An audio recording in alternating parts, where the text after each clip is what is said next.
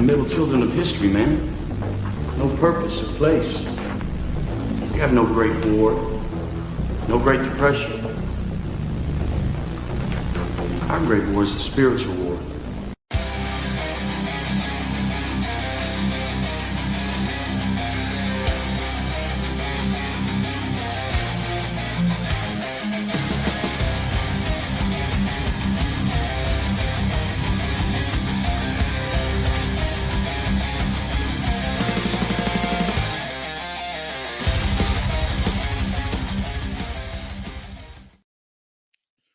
What's up, everyone? Hope my internet cooperates. I'm on my back porch. Hopefully this works better today than it has been. I was just telling Rob a second ago, I will switch to Starlink super fast. I was just giving Adrian difficulty since he's wearing a coat up, even though it's 60 down there. Well, I don't know. Let me see what the temperature is. Oh. It's probably like as low as 57. Let me pull up my temperature right now. Let me see where we're at. No. Give me some credit. It's 46. That's not bad. It's not bad. Okay. Now the high today was 68. A jacket at 46 is understandable. It's 22 here right now. Yeah, that's why I don't live up there.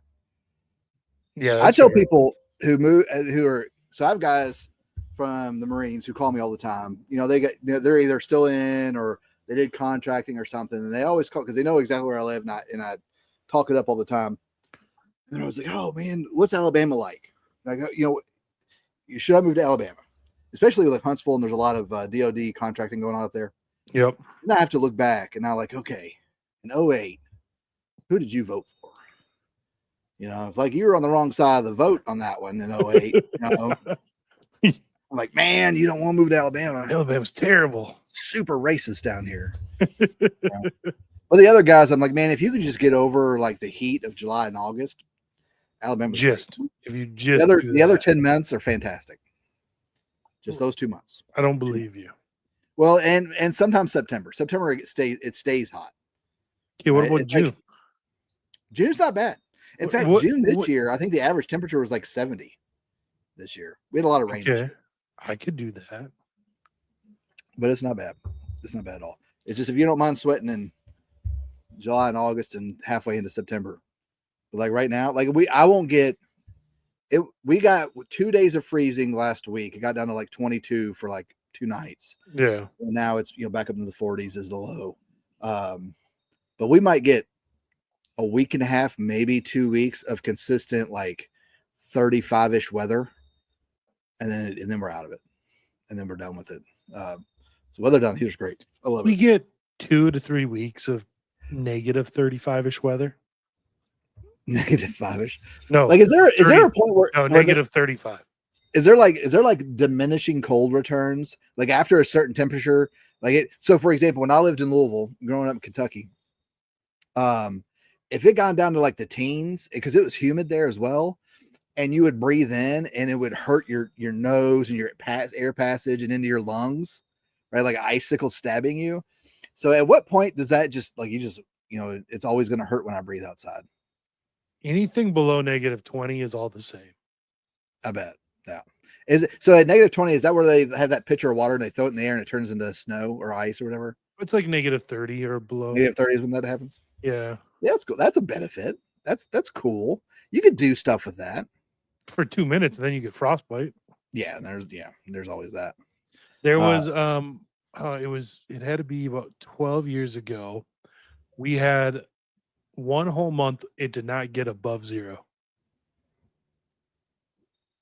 We also got 9+ feet of snow that month. That's too much. That winter. That's too much. So I've got a buddy who's in Wisconsin, and every time it snows down here, he makes fun of us because we never drive in snow. Right. But the issue is not the snow. The issue is we get ice first, and then we get snow, and the snow sits on top of it. Do you ever get black ice? Oh yeah. I had when I was probably 19, 20 years old, my job got moved out to the east part of the state in Kentucky. Went from Louisville out to like Ashland. And I used to have a 1997 Dodge Dakota black. I love that truck. But anyway, I was going to work one day, and it was one of these roads that's cut out of the middle of a mountain. And as I'm driving, I'm only doing like 25 miles an hour because I know it had snowed the night before. We knew it was supposed to be icy, and I start losing control, right? And I start going off the road and onto the shoulder. So I correct. And now I'm going into oncoming traffic, sliding, right? So I overcorrect again, and then I shoot off the road, hit the wall, right at a corner, roll a couple times, end up back on my tires. My mom was in the car with me. No one got hurt, thankfully. Well, that's good. It would, but yeah, black ice all the time. Black ice. I just want to make sure I'm enunciating my words correctly. Nobody's scared of black ice. I gotta be careful. Are you sure you know what black ice is? Hey, I got plenty of black ice. I don't know if you're using it right. No, I'm serious. Right, so the average July, August, the issue is not the heat, right? It's not how high the temperature, because it's like 80s, like high 80s. The issue is the humidity, right? And like you feel like you're breathing water all day. That's the issue with the heat in Alabama. The humidity gets real bad. Look at this. I don't know if they are or not. I just know it made for a decent thumbnail. So do Mexican groypers want to deport the Americans? To be fair, the type of Americans that go and live in Mexico City, I'd want to deport them too, probably. Yeah, there was they had a story at the end of last year. A bunch of people who were moving like Tijuana and stuff from California because it was too expensive to stay in California, and the Mexicans were upset. taking our gerbs, and yeah, they're real upset. Oh, I had a friend in the Marines who he was Mexican. We make fun of him all the time for it. But I used to ask, like, if I go to a Home Depot in Mexico, is it white guys standing outside trying to get jobs? But he made sure to let me know. No, it's like Guatemalans, Hondurans. yeah, that makes sense. Yeah, but I had to make sure. Yeah, that's exactly what's happening. You have a bunch of gringos moving down there and bringing their American dollars and buying up properties like that. There's a lot of expats that live down along the coast in Mexico, living off of a pension of like $2,500 a month plus Social Security, probably another $1,500, $2,000 a month, and living like royalty down there. There's, especially if you get further down into Belize where they speak English, you have a lot of it down there, and there's no income tax, no property taxes in Belize. If you buy That's property. right. Belize was British, right? Yeah. Well, it was given to the British. Yeah. Yeah. Who are you talking to here? Me? Like during the summer, we keep it around 73 during the day. And at night I put it down to like, my wife puts it down to like 69 or so because we like to sleep in the cold. But at night it's not so bad because it's at night. Now, right now, in between seasons, we don't use it a lot because it's very nice outside. So we might open windows, or we just might not use it because the kids are going in and out so much anyway. We might as well have windows open. We keep our house about 70 in the winter. Yeah. We keep it about 70, 71 during the day in the winter because it just gets so dry. It dries you out real bad if you have any higher than that. Yeah. Let's see. That's kind of the irony, isn't it? Yeah, Nick Foot is Mexican. Y'all didn't see that video of him where the cops were harassing him and he was saying he's not a white supremacist because he's Mexican? Yeah, I did see that. Yeah. Yeah. What is this blasphemy here? You do not give control of the thermostat to anybody other than the man who pays the bill. Very true. Very true. Your fathers have failed you. 67 in the winter. I like to wear a hoodie in the house temperature. I don't like to wear hoodies ever. You don't wear hoodies? Not a fan. I have a few hoodies, but my wife takes a lot of them. She takes a lot of my clothes. But I got a few that I wear pretty consistently. I don't have as much anymore. When I was in the Marines, I had a bunch of them, but I don't have as many anymore. I would wear shorts and t-shirts year round if I could. Guys, I don't think y'all know this, but Rob has set up dual cameras. I do. So when he goes into his song and dance later on in the second part of the show, see the cameras. I want to try it out.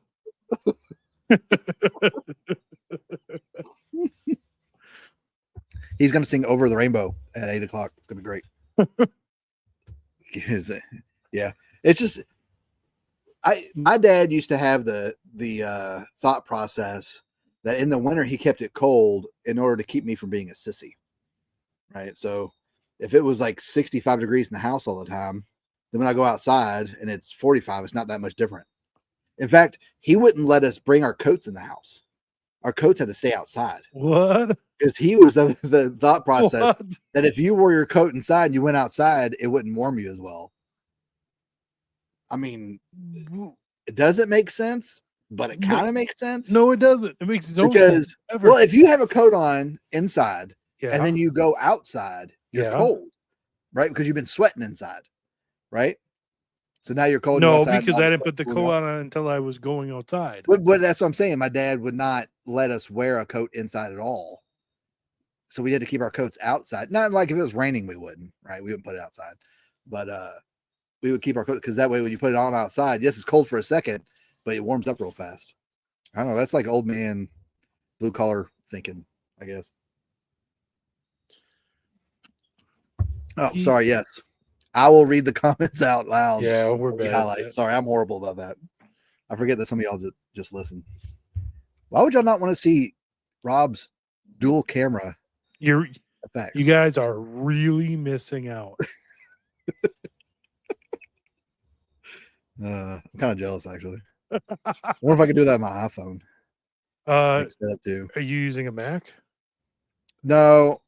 I just bought like a HP thing. I never use my laptops very much anymore. Are you using the camera on the laptop? I am. If you go and get a plug-in webcam, then you can use both. I could do both. I've got a GoPro. I wonder if I could do that. Possibly. To be fair, your internet connection doesn't really handle even one, though. That is true. That is true. You know, it'd be sad if I got Starlink and it was much better. Would be sad, yeah. That would be super sad. What's on my shirt? Joan of Arc. Saint Joan of Arc is on my shirt from Beartooth Catholic. My daughters would love that. In fact, one of my daughters dressed as Joan of Arc this year for Saints Day. That's awesome. Yeah. I was surprised. Did not expect that of her. Her favorite saint is Saint Rose of Lima. When Joan of Arc came out, I was like, okay, we can do that. All right. We want to get into the story. We don't want to bury it too much. Yeah. I mean, I don't know if I have a story. So before we get into it, so yes, we've got to go over my weekend real quick. Okay. Yeah, you said you had I was telling Rob, text me earlier. He's like, "What are we doing for the show tonight?" I was like, "I don't know. I'm barely hanging on by a thread. I've been under spiritual attack since Friday night, pretty much. Like, I haven't had time to prep for the show whatsoever. Just a bunch of stuff going on, right?" So Friday morning, I go out and I'm going to get my SUV to go do something, run an errand or something, and I've got a flat tire. Like, I don't know where. No, it was Saturday morning because my wife was out Friday night. I let her drive it. Saturday morning. And so I've got a flat tire. I was like, well, I got to use my truck. Well, my truck doesn't have air conditioning. Like, it's a farm truck. I use it just to haul stuff around. It's 4-wheel drive. I take it to my property to do stuff. I don't really do much with it. And I could get the air conditioning to work, but I just haven't bothered because I don't really use it off. I just roll down the windows and I'm good. I just know when I'm getting that thing, if it's the summer, I'm going to sweat, and that's fine. So I can't use it Saturday morning. And we had to get we're selling 2 of our steers. And so I had to get them sectioned in a pen that we have. Yeah. And after I got done milking the cows, and then I would bring the moms over to the pen, and then the calves would follow them in. We'd lock them in. Well, they kept getting out. Like, they're jumping over it. Right. which is another reason why I'm selling. But so they kept getting out, and then the guy who's been trying to come and buy them for like 3 days, he keeps rescheduling. He's supposed to be here 11 o'clock on Saturday. He never shows up. I was like, all right, he's gone. I'm not talking to him ever again. So then Saturday, my wife's, gone a lot of the day. She's having lunch with her friend. Speaking of which, it is very important to let your wife get out of the house and go talk to adults on occasion. Okay. Especially if you have a stay-at-home wife, get out of the house and go talk to people that are, not 7 years old all day. And you can't be all the time. Like your husband or wife, however you run your household, but you can't be it all the time. Sometimes there's things that she wants to talk about to other women. Let her go do those things, right? So I find it important that I always make sure my wife knows that she's always able to go do that stuff. As good as that all day Saturday. Saturday after that's pretty okay. Right? Saturday night, move the cows over Sunday morning. Sunday morning's going okay, but you know how Sunday is when you go to mass, like you're yelling at the kids, nobody's getting ready on time, can't find shoes, people, girls' hair is not brushed or whatever. To mass, pull into the parking spot. We're not doing like this Sunday because we're going to go have lunch with a friend of ours. As I'm getting out of the car, I reach back and I feel I don't have my wallet. Oh no! And my house. Oh man, can you hear me okay, Rob? No. I mean, yeah, I'm getting the gist of it. Gist. Okay. You definitely sound very, very robotic. Sorry, I sound like Peter Frampton. That's probably an older joke for a lot of y'all. So, get the mass. I forgot my wallet. Well, on top of that, we're on like E. Like we have like my wife's car. She never fills it up, so I'm gonna have to put some gas in it. So after mass, we're leaving, and she's got her phone. She doesn't have her wallet either. She doesn't have her purse. We have no way to buy gas, but she's got a phone. So we're gonna try to use the tap thing, right? The what thing? And so, like where it has that app thing where you can like tap your phone to pay for stuff. Yeah, I use it all the time. Yeah, I never use it. I just use the card. Right. So we'll get gas, fill it up. It's great. Right. It's sad that this is a conversation we're having to have with my internet. Alabama is not doing well for the image. So then we're on our way to go to a friend's house. And 2 minutes later, we're on the expressway, good to go that way. And I get a flat tire. Again? Yes. So now this is on a van. Not my SUV. Now it's a van. I've got a flat tire. So I get out and look at it. I got change the tire, and it's blown the wall. Like the wall's all tore up. It's not like I got a nail or something. And so I'm changing the tire on the side of the expressway. There's all kinds of traffic going by. Yeah. I go to put the donut on, and the donut's just about flat too. Of course. Yep. Right. It's supposed to be 60 psi. It's the rim's almost rubbing the ground, and so I get it on, and we go to the gas station down at the next exit. It's at 19 psi out of 60. Yep. So I had to put some air in it real quick, and then we finally get on the road. We get over to our friends. Had a lovely lunch. Spending some time with some friends from church. It was great, right? As we're leaving, the father of the home that we were at pointed out, "Hey, your front right tire looks pretty rough too." Oh my gosh! And I could see almost to the metal stripping in the tire. Yes, there's like a crack, and I could almost see the metal stripping. Ooh. So, and this is like a 50-minute ride to home from their house. Like it's way far away. We go to Latin Mass, so everybody's spread to the winds. So I'm stressing the whole way because I don't have another donut. Right. And it's Sunday afternoon, evening time. Nothing's even if I blow a tire, there's nowhere for me to get into tire. There's no pot. I don't know what we're gonna do. So I'm white knuckling it all the way home. I probably did a 1,200 Ave Marias on the way home, just trying to just get me home. Just get me home. And so I had to take the long way because I was scared to go on the expressway once I got up to it, up near my house, because they graded the road because they're going to repave them.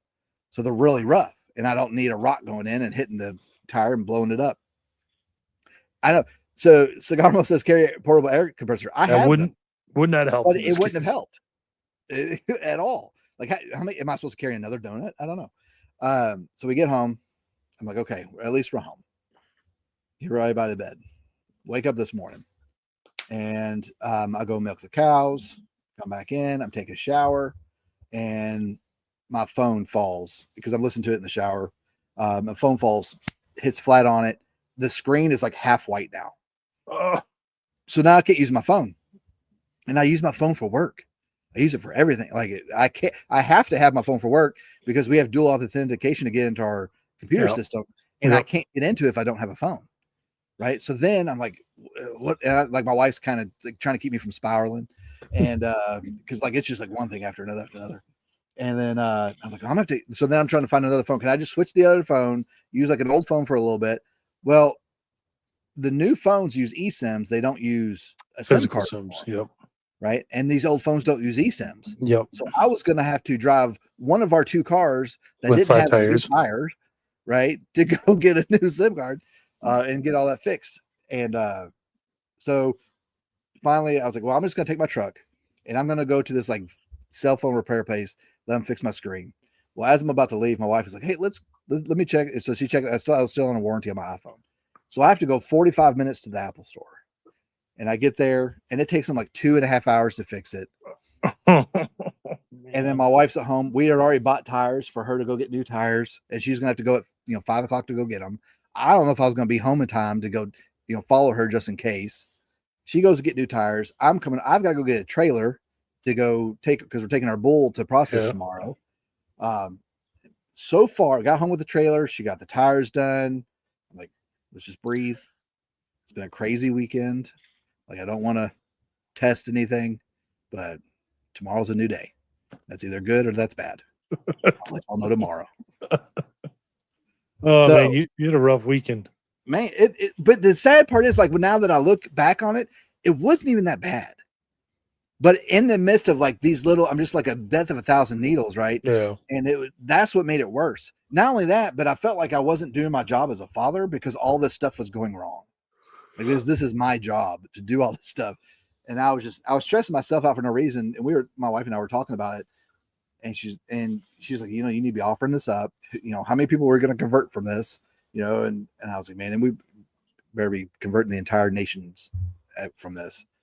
But entire nation. It was bad, man. But now, like, you know what? If you're not struggling, you're probably pretty weak in your faith because God knows you can't handle it. Yeah. Right. And so maybe he's just trying to help me grow. And that's the only way I can really look at it, is like he's just trying to make sure I grow to where he wants me to be. But I don't like the way he goes about it. I don't like it at all. We do one thing at a time, not 5 in a row. Ease me into it. He just threw me into the deep water. Yeah. We have so Cigarmo says again, I'm trying to read these out for y'all. CPR cell repair guys have saved him from 3 different states. I almost used them. We have one, but they didn't open until noon. So I couldn't even get into them. To put auto tune on like Akon. That is what you were sounding like. That's so sad. I have fiber, right? And it shouldn't be like this at all. How old's your routers? Now, I mean, I had my routers for like 3 years. I mean, yeah, that's. I don't know. Maybe I need to get better ones. I don't know. We'll have to look into it. But I have heard that fiber, and any of you tech guys, let us know in the comments. I've heard that fiber is very susceptible to the temperature change, because the expansion and contraction of the actual fiber, when it goes hot to cold a lot, it can cause issues. And it can damage them. We had that issue when we had fiber at our last house. AT&T did it, and they had all kinds of issues throughout the neighborhood. They had to keep replacing fiber because of the constant, high and lows of the temperature. Really? So maybe because the temperature is not going to affect Starlink, I can tell you that. Shouldn't. No. All right, let's do the let's put now that y'all heard my crazy weekend. Let's let's check on the story. I've like just read the headline, so I'm going to read this with y'all when we do it. I don't have an article. You don't have the article? Oh, okay. I got videos and stuff. All right, pull up the videos. I saw the stuff going on in Mexico City. I saw the graffiti on the door about their president. Did you see that one? Yo, yeah, I saw that one. Can we show that? Yeah, I don't see why not. For I mean, it's those been of you all over that the can read news. Spanish, this would be a nice one. Let me pull that up real quick. And then her comments afterwards. I've not seen her comments. So let's pull it up real quick and we'll pull up those videos real fast. So for anyone out of the loop, over the weekend in Mexico, there was calling them a Gen Z protest, and they've happened in a few countries now so far this year. But basically, a bunch of young people unhappy with the corruption within Mexico's government, specifically in regard to the cartels, started protesting. And the president of Mexico is a Jewish woman. And I think Jews compose 0.2% of Mexico's population or something like that.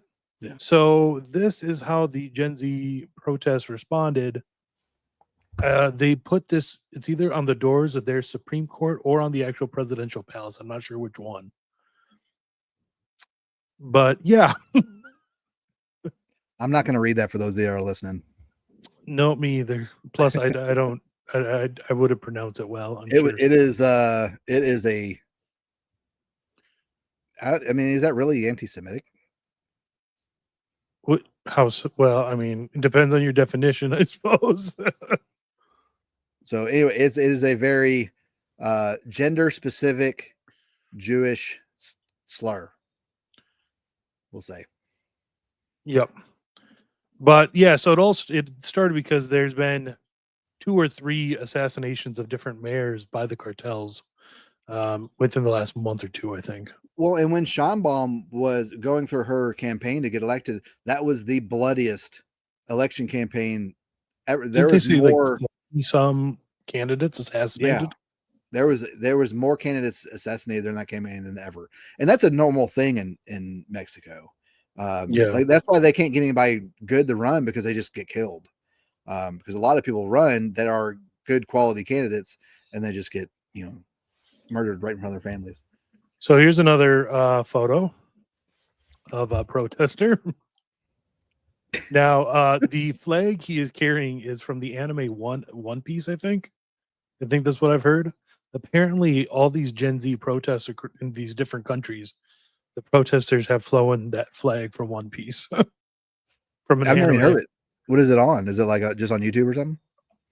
I don't know. I think it might be on Netflix. So Netflix? I'm not sure.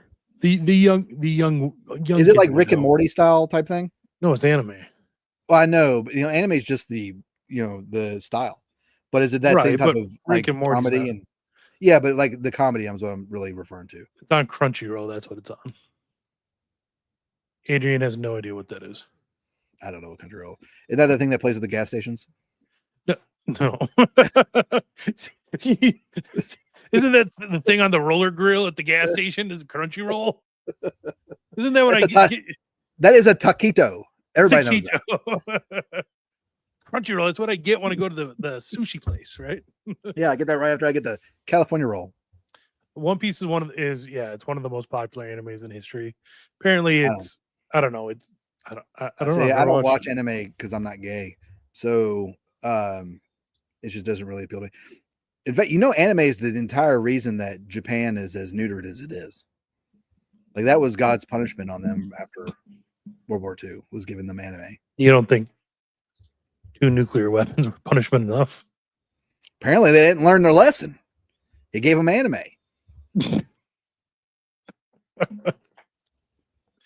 Wow. Now I will say this. I did the first anime I ever watched was in high school. Was Akira was the first one I ever watched. Okay. And then did you watch? Yeah. Did you ever watch Dragon Ball? No, I never really got into that. That was a little bit after I was out of high school. That was right when I was in but I get all the memes. High. I get all the memes. Like I understand them. What's really interesting to me is Dragon Ball is really big in Mexican culture. Don't know why. Is that like Looney Tunes is really big in black culture? I was unaware Looney Tunes was very big in black culture. See, Rob's never met a black person. There's a problem. I mean, I live in not quite the Great White North, but Yeah, like so it's been big here for I don't know, down in the South anyway. It's been big forever. They wear a lot of shirts with like the Tasmanian Devil and Bugs Bunny and Daffy really, Duck. I legit thought Yeah. you were joking. I thought it was some No, sort of joke you were 100%, making. 100%. Yeah, yeah. That's the only thing they have. See, Minnesota was lacking in black folks so bad they had to bring them in from Africa, and now all of Minneapolis is nothing. Is little Somali. You have South Minneapolis, all Somali, North Minneapolis, all American black, and that's why I don't go there. Yeah, they're super into. Let me see. You keep going. I'm gonna pull up some stuff for you. Okay, let me. I got video from the protest. Let me pull that up real quick. Okay.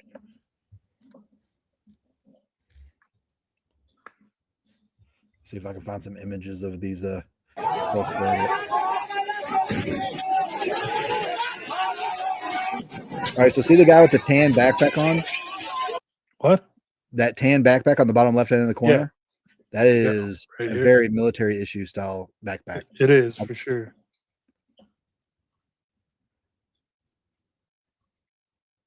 A lot of masks going on.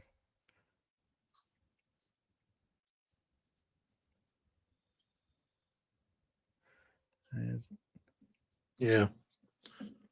Yeah, there's the one right in front of you right now. That backpack. That is if I'm not trying to look military, but I'm military, is what that is. Like all my Everly stock backpacks I got. Yeah, that's exactly what that is. I am not aware if she flew to Israel or not. I haven't heard that. There's no way she hasn't. Like everyone has to go kiss the wall. Well, I guess they mean like now. Oh, right now? I would imagine that's what they're talking about. Hawk, Yeah. I don't know if that's the case. If you mean like she's escaped to Israel at this point or not, I'm not sure. No, because so her comments afterwards, and these are not verbatim, obviously, because I don't, I'm not going to try and memorize it, but basically it was, I don't care how many protesters we have to kill, put this down. Oh, really? So things could get real spicy here soon. Because she's bought and paid for by the cartels. Yes. Right. And in fact, she made a comment at one point that putting down the cartels is anti-Semitic, which is weird. It's funny how the things they think are anti-Semitic, it makes you wonder if everything that is claimed is right. I've heard making fun of anime is anti-Semitic. So take that for what it's worth. Fair. Right before we came on the show, I got a text saying that they had set the Israeli embassy on fire. The Israeli embassy on fire? Yeah, in Mexico. Let me see if I can find that real quick. Yeah, because I wonder how. Let's see, Mexico. If it's a reinforced embassy or not. Let's see, latest. Kind of like our one in Baghdad. Right. As of the 15th, they are attacking the embassy in Mexico City. This is all as the 15th. So this is a couple of days ago. At least on X. Well, I'm showing that they did it in May of 24. Yeah, I see that too. So maybe that's not current. Yeah, I wouldn't think it is. It's just amazing that a woman with the last name of Scheinbaum was elected as president of a Mexican or of a Hispanic country. Yeah, it is pretty crazy. That is an astroturfed candidate if you've ever seen one. By definition, yeah. Yeah, absolutely. Like as we talked last time, as we talked Friday, with the Gavin stuff going on and all that. And Joshua Charles has talked about this. The fact that they're pushing back and basically blanketing anything that is a criticism of anything Jewish whatsoever as anti-Semitic speech is going to just blow up in their face. It is. because you have an entire generation, Gen Z, who just the more you tell them they can't do something, the more they want to do it. Mm-hmm. Right? So, which is why they have no shame now when it comes to criticizing certain demographics of people. They don't care. Like, what are you going to do? Not give them a job? Because you can't fire them because they don't have jobs, because they can't get jobs, because they're just not, don't have the right skin tone in politics. And so they're immune to this stuff. They're basically being forced to have apostolic poverty without the faith at this point, right? You're making them have to live a hard life, and then you give them access to the faith. These are going to be the greatest Catholics we're ever going to see in our lives, right? Because you've already taken everything from them, and then now they lean on God too. What can you do to them? Nothing. You can't do anything. I hate how everything in our world today gets tied back to like World War II. But if you look at a lot of the parallels to basically what was happening almost exactly 100 years ago, like you had an entirely disenfranchised generation, right, in Germany of young men who had gone through World War One, who parents had gone through World War One. Their economy's destroyed. Their inflation's rampant, worse than it is now. But you just have a generation that feels hopeless. Yeah, and moral degeneracy is being shoved down their throats. By certain people, and I'm not saying it like a Jewish conspiracy or anything like that necessarily, but the people involved were very similar to the people that are involved in shoving degeneracy down our throats today. And then as that populace starts to kind of become aware, you have Jews, individual Jews, write things like, they want to replace the entire German race, and in things like that, and you end up with a country that elects Adolf Hitler democratically, and and obviously I'm not going to say we know what happened from there, because that's kind of rather contentious at this point. But well, and it's allowed. We are just now getting to the point where we're allowed to question it, right? Like, not specific. We're not being encouraged to do it, and we're not being told to do it. It's more or less that they've lost grip of the narrative so much that we are now able to slip in these little questions like, hey, was this really true? Like, did Anne Frank really invent the ballpoint pen 3 years before it was really invented? Is this what happened? And to the point earlier that Dale Grassi said that, talking about how, let me pull it back up. The neocons are based, where'd it go? Well, I want to give him some. All right, here it is. So he says the neocons going hard to read out the American fascists from the right. I know what you meant. The only thing the neocons have going for them is they have money, and that's it. They have no morals. They have no principles. No, they have boomer money. Yeah, and once they die, half of that money goes to the government. Yeah. So they're not going to have that. They're not leaving it to anybody at all.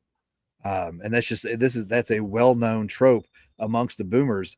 If they had, if they were in an elevator with Adolf Hitler and Stalin, they had 2 bullets, they'd shoot their grandkid twice, right? For a lot of these people. And I see it all the time, right? And what dealing with, people in social circles, a lot of that not everyone. There are some good boomers, right? There are guys that have helped, Pat Buchanan is a good boomer, right? Everybody who has helped bring forth the faith, the people who kept the truth going forward that allow us to start learning about where the narrative is wrong, right? These are all the boomers but a majority of them, unfortunately, they want to sap every little piece of everything they can for themselves and be damned to anybody else. And it's sad, right? Because these people had their 1.5 kids, and their kids don't even like them. And that's a sad situation, especially in your most vulnerable years, and your kids don't want to be anywhere near you because you treat them so horribly, or you were super selfish and you didn't want to give any of your time to them. That's going to be a lot of isolation and very lonely people. Well, especially when they've taught their kids what to do with them in their old age by putting their own parents in homes and things like that, in nursing homes. The long-term care situation in America right now is, if you reach the age of 65, you have an 80% chance of needing some type of long-term care. We do not have enough facilities in the United States right now to take care of all the people that are going to need it. We sure as heck don't Compound- have enough young people to work in the Yeah. facilities. And compound that with kids of these people that are going to need long-term care, they're stuck in a double income situation. So they can't leave their job to take care of their parents because they can't afford it. Mhm. Right? If you got two, people in America, and they're both making $40,000 a year, they're barely making $80,000 a year, and now they have a parent who needs $96,000 a year in long-term care. Like, they're just not going to be able to do it. And then these older folks who, all they're living on Social Security because they blew it all during their retirement years. Like, they're going to be in a poorly managed government facility. And this does seem to be the ruling class's solution. Mhm. My wife worked in a long-term, here she is. A decade ago when she was working in it, the vast majority of her coworkers were Somalian, and this was in a private, well-to-do long-term care facility. Yep. And the amount of elder abuse she saw by people who were not from our country, were not from our culture, who don't share our values, Mhm. it was heartbreaking for her. When I was a firefighter paramedic in Atlanta, in the metro Atlanta area, I used to have to go to a facility half a mile, maybe 3/4 of a mile down from our station. I would go there 3 or 4 times a shift.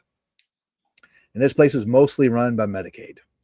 But I knew when I got there that I was either dealing with somebody who was dead or was almost dead, because that's how long they'd wait. Like, I had to get there and they're like, yeah, I just checked on him 5 minutes ago. And I check him and like, rigor mortis is set in. This guy's obviously been dead for 12 hours or more. There's no way you just checked him 5 minutes ago. Yeah. Right. And I used to rate these places based on at what point I smelled urine.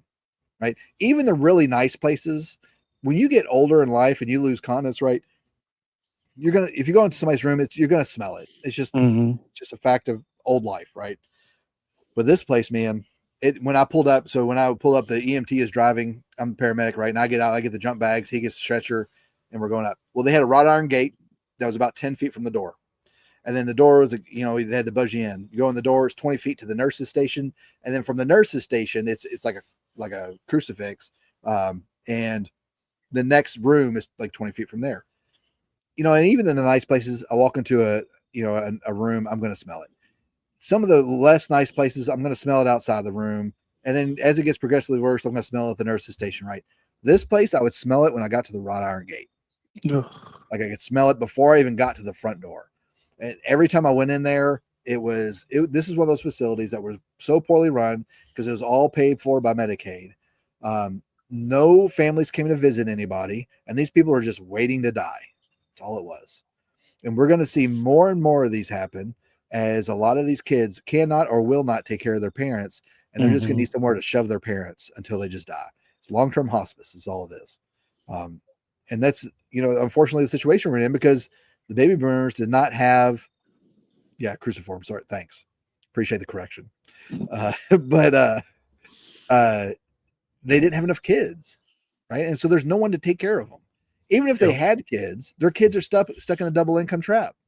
Right. Even if they wanted to help them, they can't, because now their kids have kids and they can't afford to take care of their parents too.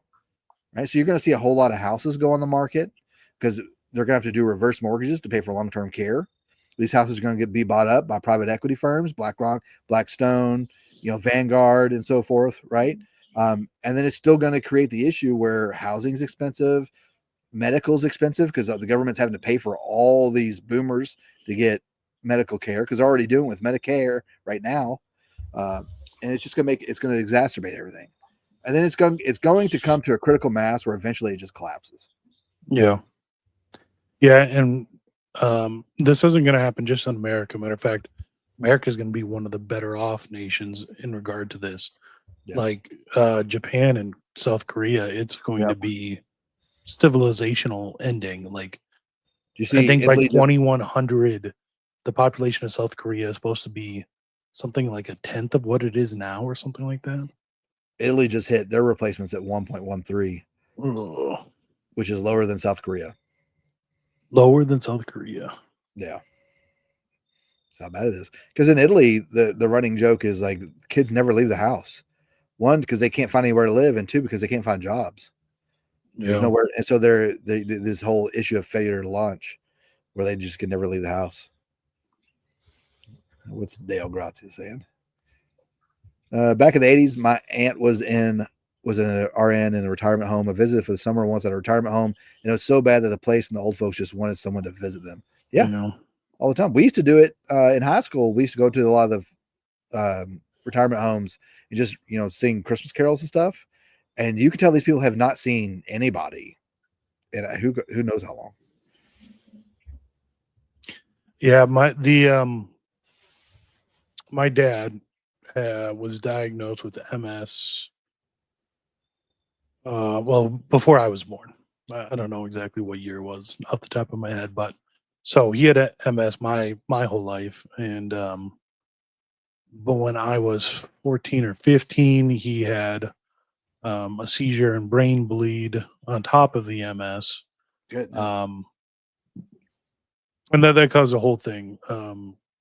He ended up divorcing my mom and living with his brother. But towards the end of his life, when his brother could just no longer deal with him, his brother was going to put him in a nursing home in down in the Twin Cities where I grew up, 4 hours south of me, and we decided, well, if that's going to happen, we might as well bring him up here. Yeah. I'm not able to care for him with his medical challenges. My wife isn't. It'd be dangerous to have him around my kids with his personality and mood changes. So if he's got to be in a care facility, at least let's have it up here. And I made sure to. He ended up being up here for 2 months before he ended up passing away. But me and my kids visited him every day during those 2 months, and I was the only. And I mean, I wasn't there all day, obviously, but Yeah. I never saw anyone else visit anyone else in there. It was really, really sad. Yeah, it is. Is it the abandonment, and some of it like you can understand because how poorly they treat their kids, but sometimes the kids are treated really great, and they decide to chase career and such instead of maintaining contact with their family. So this is going to Hawk's comment here. He's responding to another comment, but I want to highlight his first. He says, I believe it's private revelation. You can ignore it. Technically, yes, you can. Like it is not required to believe any private revelation, but ask how the King of France dealt with that during the French Revolution. He ignored private revelation too, and warning from heaven, and he lost his head for it. Right. So yes, you do not have to believe in private revelation. Your faith is not dependent upon it.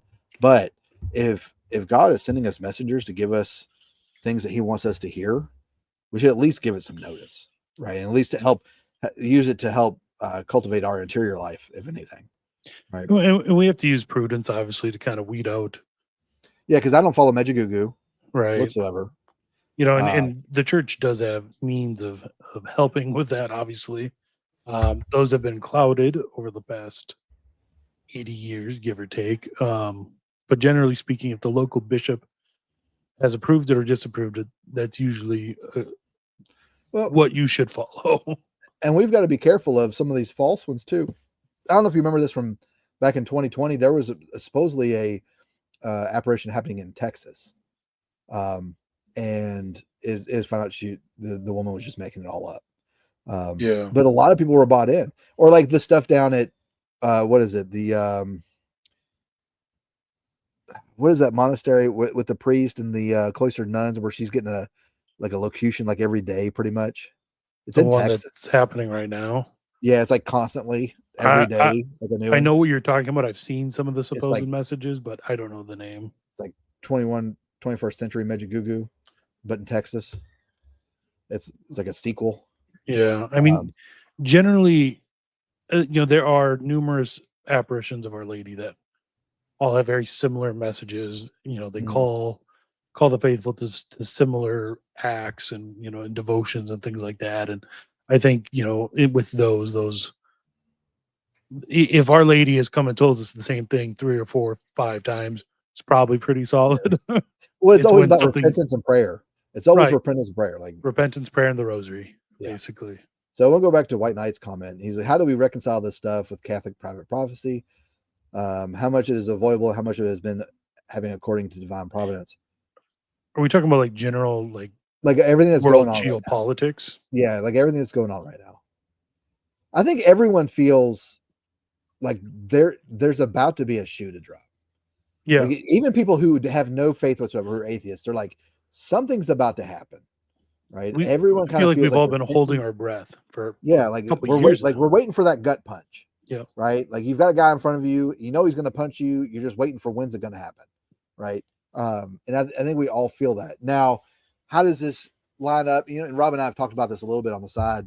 Like, how does this line up with things? You know, with Fatima, because obviously Russia was never consecrated. If it is, I want a refund. What world peace looks like. Okay. So if that was not done appropriately, right? Because there's obviously still graces involved, because he consecrated, the world and Russia and Ukraine all at the same time. So there's going to be graces involved there. But like, how much worse would it be right now if he didn't do that, right? And then you have to think, well, for the set of Acontists that are out there, like, well, he wasn't the real pope, so it never counted. Which there can be an argument for that. Okay, I get that. Like I was never on the boat that Francis wasn't pope because it's above my pay grade. Yeah. Like I can't make that decision. Right. And if someone came out with irrefutable proof that he, manipulated the election and everything, then like that's a different story. But we don't have that. All we have is conjecture and a first edition of a biography that kind of says some stuff and but it's not really real proof. Right. So we can't really go by that. But if we follow the timeline on some things from Fatima, 100 years is 2017. But that 100 years really isn't as much of an indicator as when Sister Lucia was implored to have the Pope consecrate Russia to her Immaculate Heart. And that was in 2029. I'm sorry, 1929. So 2029 would be the 100-year mark, right? That's only 3.5 years from now. Well, not even 3.5 anymore, right? So how much worse are things going to get between now and 2029? Yeah. Yeah. With what's going on in Venezuela, and now Mexico's like, it seems like the entire world, we're not going to have World War III. We're going to have civil wars. Like we're going to have a bunch of civil wars happen all at the same time.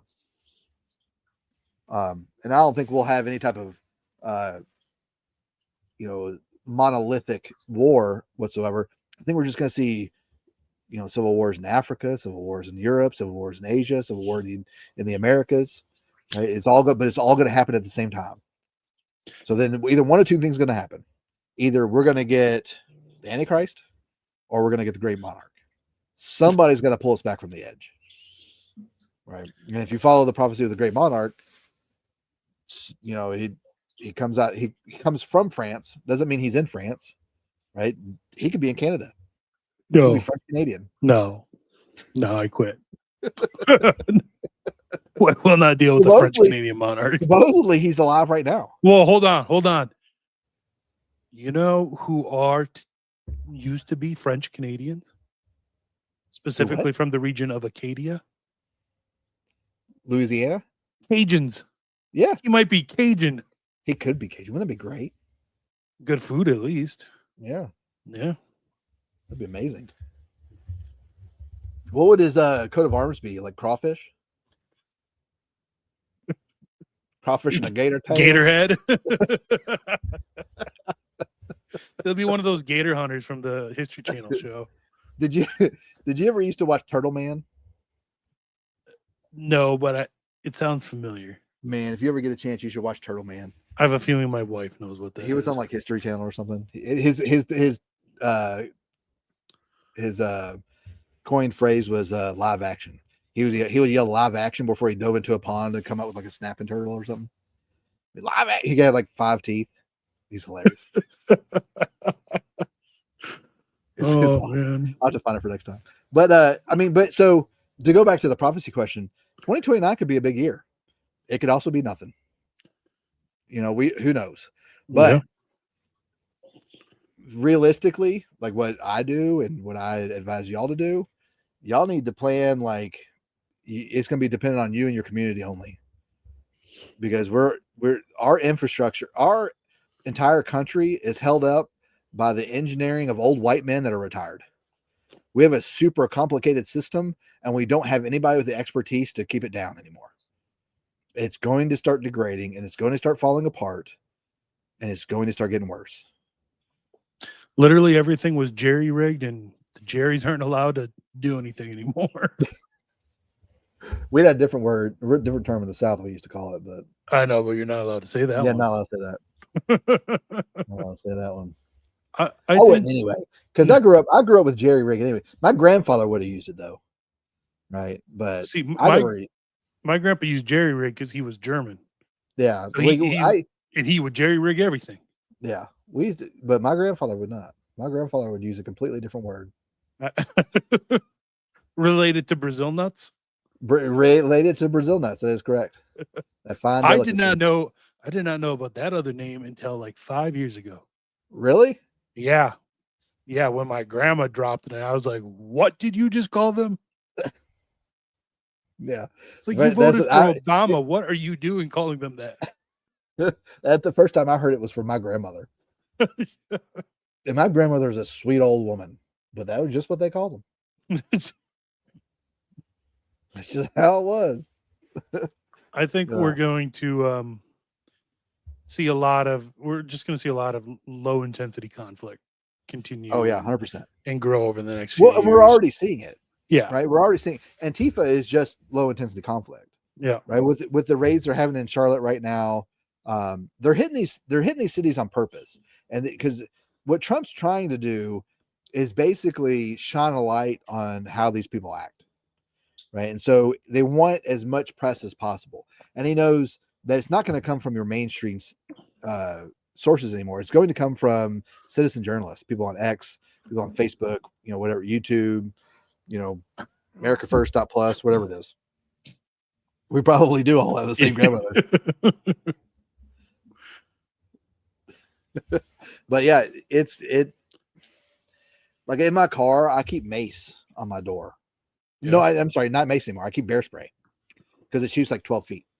Because if I come up on and there's like a mostly peaceful Black Lives Matter protest downtown Birmingham, right? I'm not shooting anybody. I'm spraying bear spray and then I'm getting out of there, right? Because last thing I want to be is arrested because I defended myself, right? But that's because that stuff is going to happen. Mm-hmm. Now it'll probably come to Birmingham last. It's good, there's a lot of other areas it'll come to first, but I still have to be prepared for it. I go out of town all the time. I go to Atlanta, or I'll go up to Tennessee, or I don't go to Mississippi. There's nothing in Mississippi to go for, but you only go through Mississippi to get to like Arkansas and Texas. That's the only reason. Mississippi is like a speed bump to the rest of the country, which is why it's a great place to live, because no one will ever come there. The first time I drove down to Alabama, we made the mistake of driving through Memphis and Mississippi to get to Huntsville. That was in the middle of the night. What a horrible idea. Well, were you on MapQuest? Did you have to print out your directions like a pirate to get down there?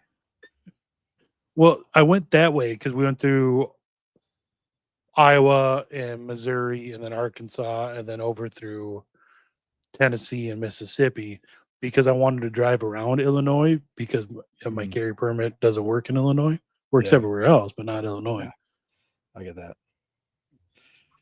Man, that was quite the dude. Memphis is horrible. It was scary. Like there's no good parts of Memphis. No. None. It's like driving through Toledo, Ohio. There's nothing good redeeming about it whatsoever. There was definitely some Deliverance playing, songs playing as we drove through Mississippi. In fact, I'd rather go through Mississippi than Memphis.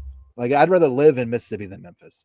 At least in Mississippi, they're southern. Memphis is just a bunch of transplants or some very horrible parts of town. But the Brazil nut neighborhoods are just not good. But yeah, Memphis is real bad. Yeah, don't do that again. Go through in fact, don't go through Nashville because the traffic's so bad in Nashville because you have all these California transplants moving there now, and New York transplants coming down there now that they can't update the roads fast enough. Traffic is horrible there. You think that's bad? Try having that many transplants coming, but they're from Somalia. You should try driving in Minneapolis. Imagine giving a license to somebody, and the first time they saw a car is when they took the test. Literally.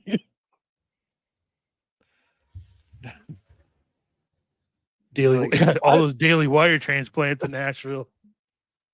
Did Matt Fradd move to Nashville? I don't know, man. Or does he just like go up there for shows and then go back home? Because they moved to Florida for They just moved to Florida. Yeah, Jacksonville. Unless they paid him a lot of money, enough money to justify moving up there. But, I don't know. And I would not. Nashville used to be great. That's the first place I ever saw Kanye. That was the first. It was back in 2000, 2001, maybe. Thanks. Now I have that song in my head. Yeah, I wish you had that song back then. But they used to have a concert series downtown on the river, and there was a barge that was the stage, and I saw Kanye for like $5. Really? I used to see Cake a couple of times down there. I saw them like 3 or 4 years in a row. But yeah, they used to be great down there. Now ain't no way I'll go to Nashville. And I've got family that lives in Nashville, and I will not. I won't go there if I have to. Should I track to Friday down next time I visit my mom? Yeah, yeah, my wife's family lives in Jacksonville, St. Augustine. So, yeah. We have to go down there sometime early next year to see her mom. So, y'all swing by. Yeah, we should. You come right through. Well, we're gonna fly. We're not driving. Oh, you know where we're driving. Dude. That's too much. Yeah, don't do that. I was gonna say I'll send you home with a pig or something. No, that's another reason why we won't drive because you will. And my wife. You should come down. Yes, I'll send you home with a please. pig. My pigs are furry, like Pua from Moana.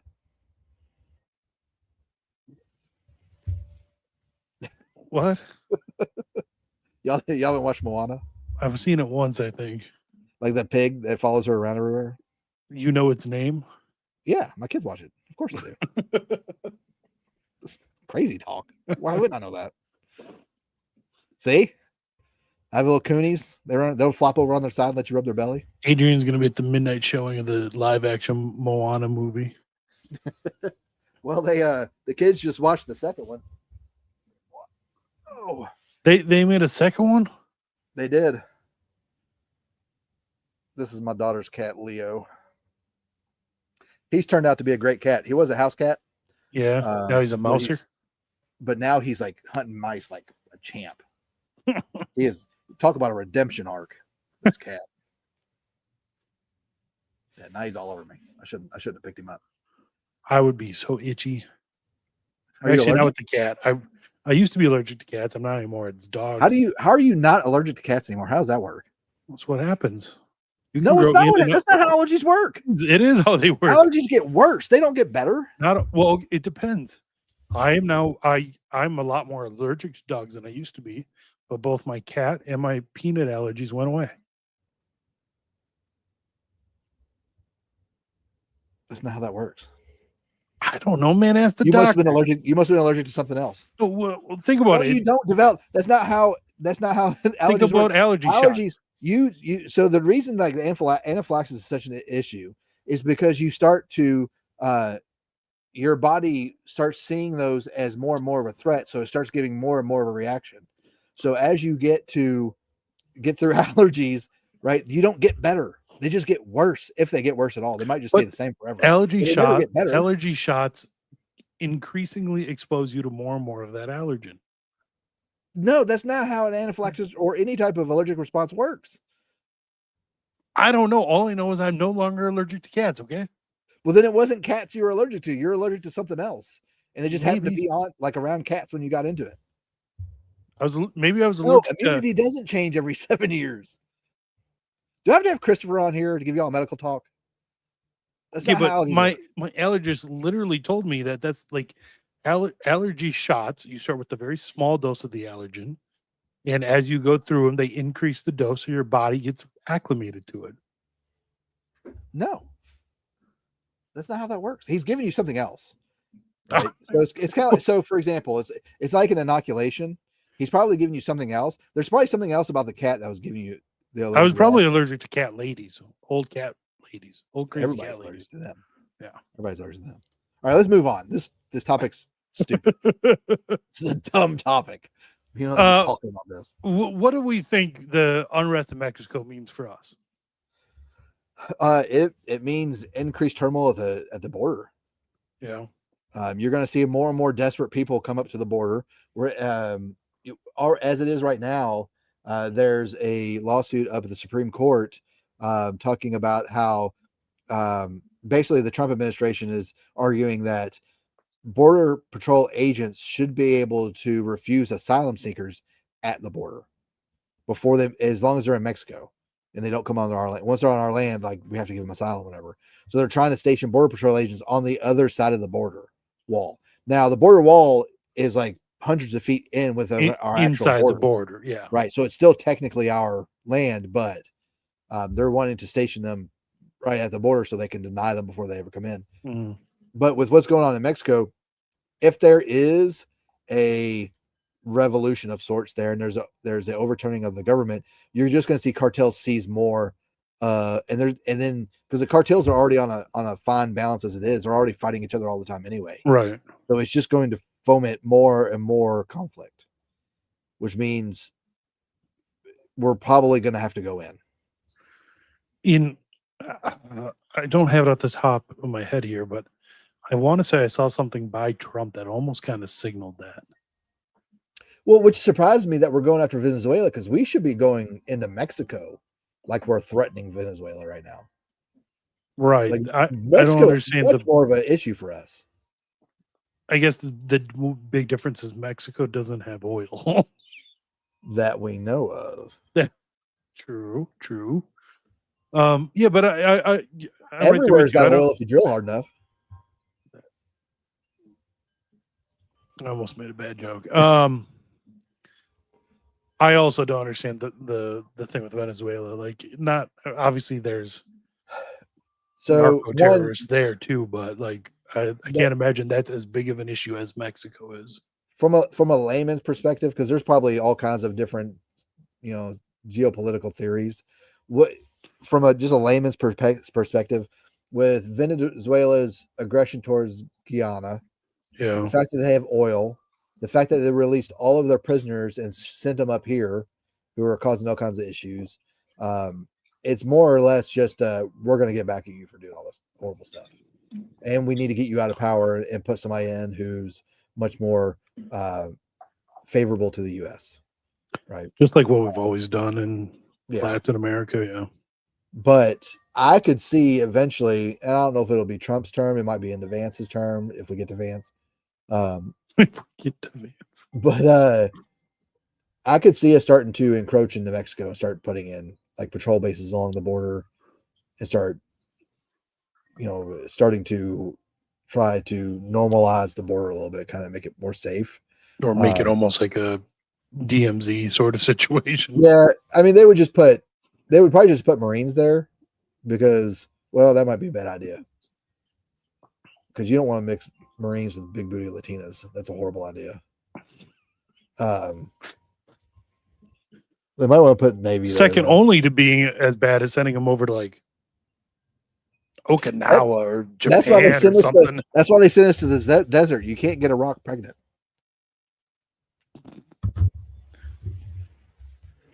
And the Muslims have all the goats, so Man, have y'all seen things I've seen Muslims do to goats? I'm glad that didn't make the outro. That was one of those situations where I wish I didn't have a thermal camera. What? Oh, it's horrible, man. It's horrible. Yeah, not good. What if we already have we do. We have covert assets everywhere. They're everywhere. We have entire units built around the capability of just destabilizing a country if we decide that that's the route we want to go. And they've been there for decades. Yeah. They just swap them out every 10 years or so. These are guys who you would have no idea that they're employed by the United States government. They've been there so long. We would be a lot of illegitimate babies, unfortunately.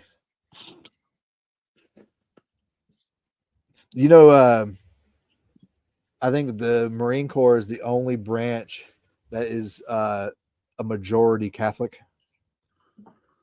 Is it because of Puerto Rico and the Hispanics? No, it's just more Marines or more Catholics join the Marines than any other branch. Oh, really? Yeah. It's not 50%. It's like 35-40% of the Marine Corps is Catholic. It's because of redemptive suffering. And you get more of it in the Marines. Yeah, Catholics just embrace suffering, and the Marines they glorify suffering. Well, then you can't be Catholic and gay, so the Navy's out. Yeah, we could put them along the border. Don't have to worry about it then. In fact, hey, did you get that video I sent you earlier about the Marines? Where did you send it? To my text? I texted it to you. Let me pull it up. I know y'all were complaining about the chat the other day, and I didn't want to send it through that. It's not 50%.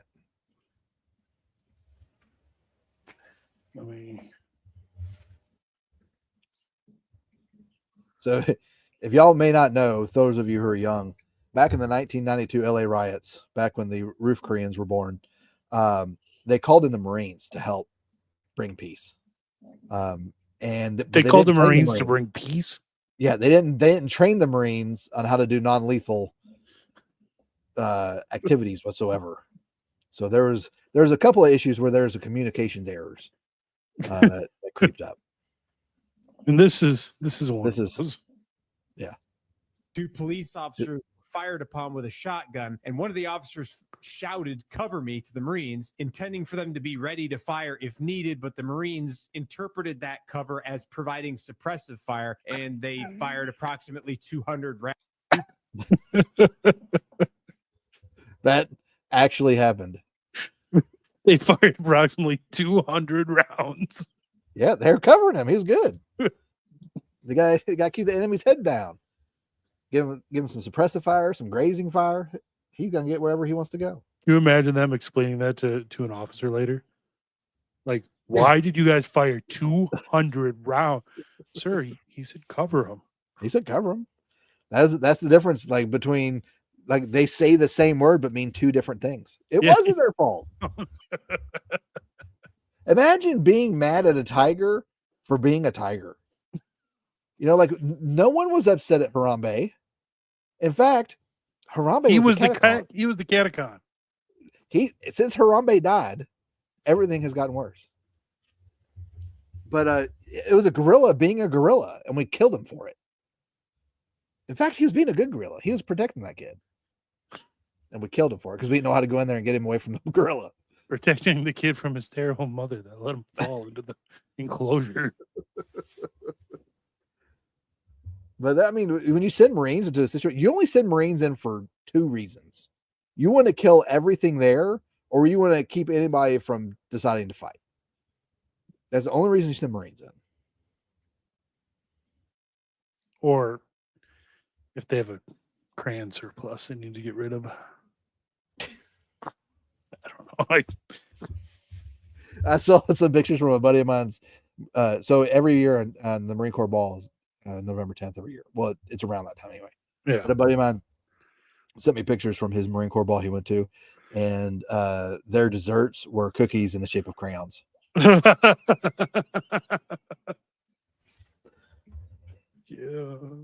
The best thing about the Marines is you make a joke about any of the other, branches to their face, and they get a little butthurt. You make a joke about a Marine to a Marine, and they just laugh.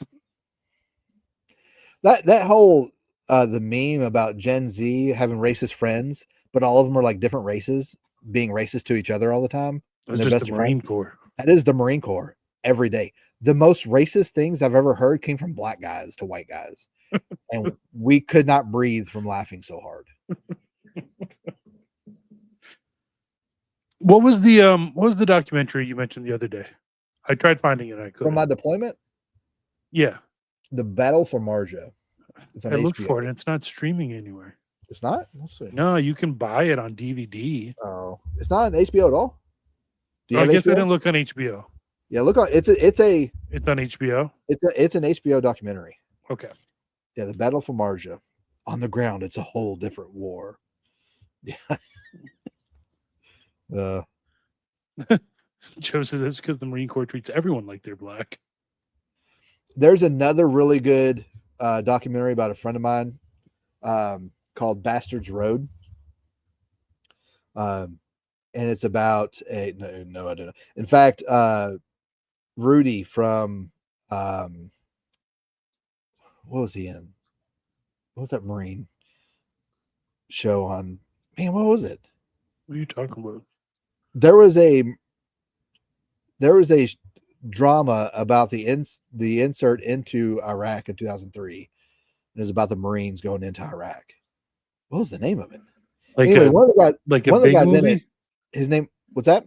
Like a big movie, or It was a series on like HBO or something. About the invasion into Iraq by a Marine unit. It was about a Marine reconnaissance battalion going in. Generation And like Kill? the colonel's name was Generation Kill. That's what it was. Anyway, one of the guys in it, his name was Rudy, right? He's one of the Marines that was in the unit. He was really a Marine, and he was really on that invasion into Iraq.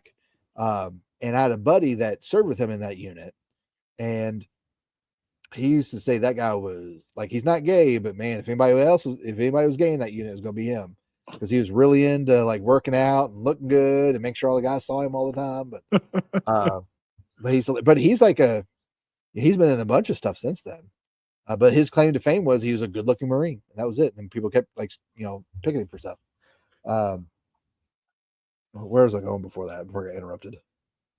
Anyway, Battle for Racist Marja. Marines.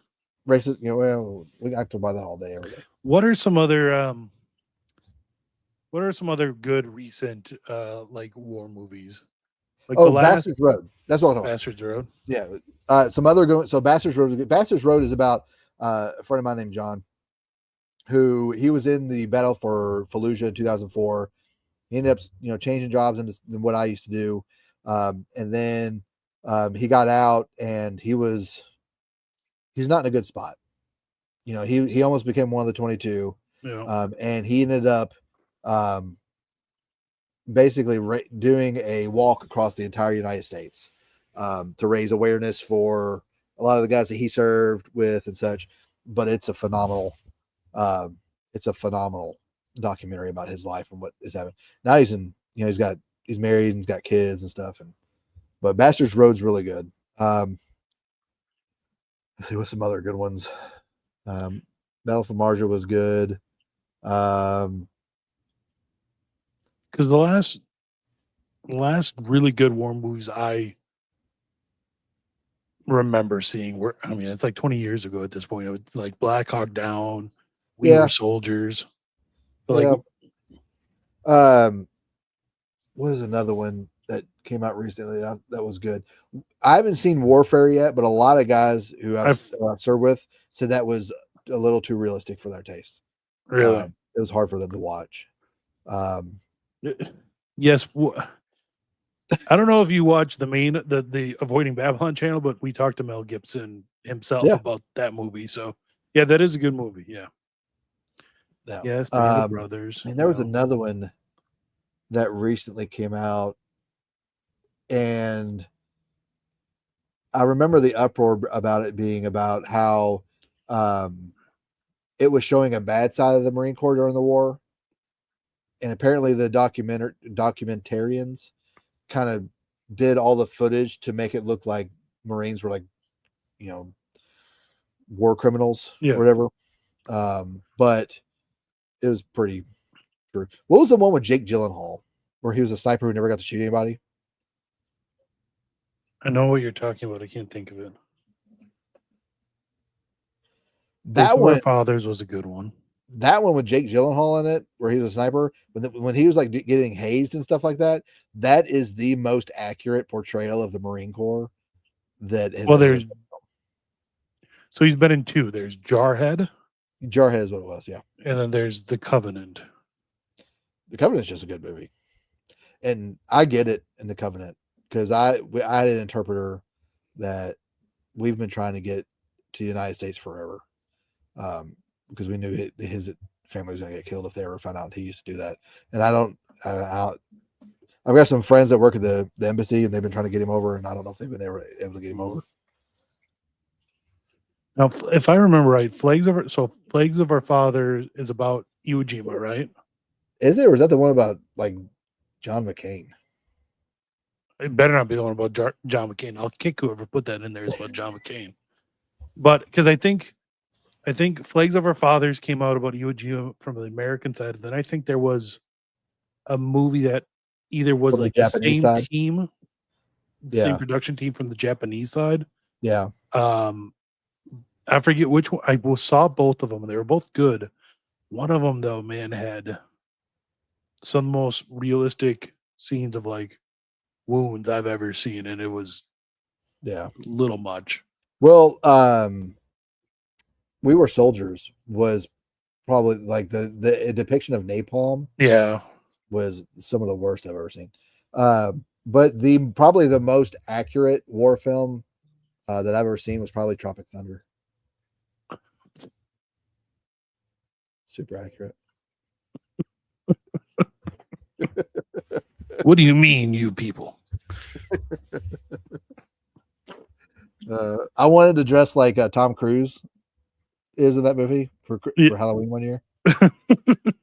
His whole thing, like the whole reason he got that, he wanted to be in that movie, but he's like, I'll be in it and I'll do whatever part you want. They're like, oh, we want you to do this guy. He's like, I only do it if you give me fat hands. Yes, right. So they gave him prosthetics to make it look like he had really fat hands. I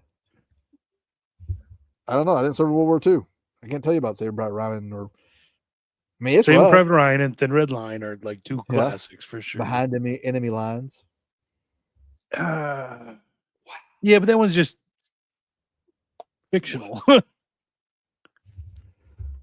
In Owen Wilson.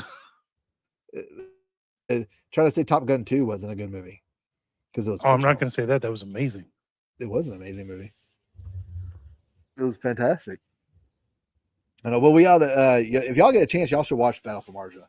Y'all see some of the stuff that I went through. I'll bet. Like, how graphic is it? It's not graphic. Okay, so I could watch it with my. Now there's going to be some cursing. Okay. Like you're around the Marines, there's going to be some bad language. But as far as graphic, as far as like wounds and stuff, it's not. Right. It's not bad. In fact, let me see if I can find. So we had a gunnery sergeant before we went into Marja. Gunny.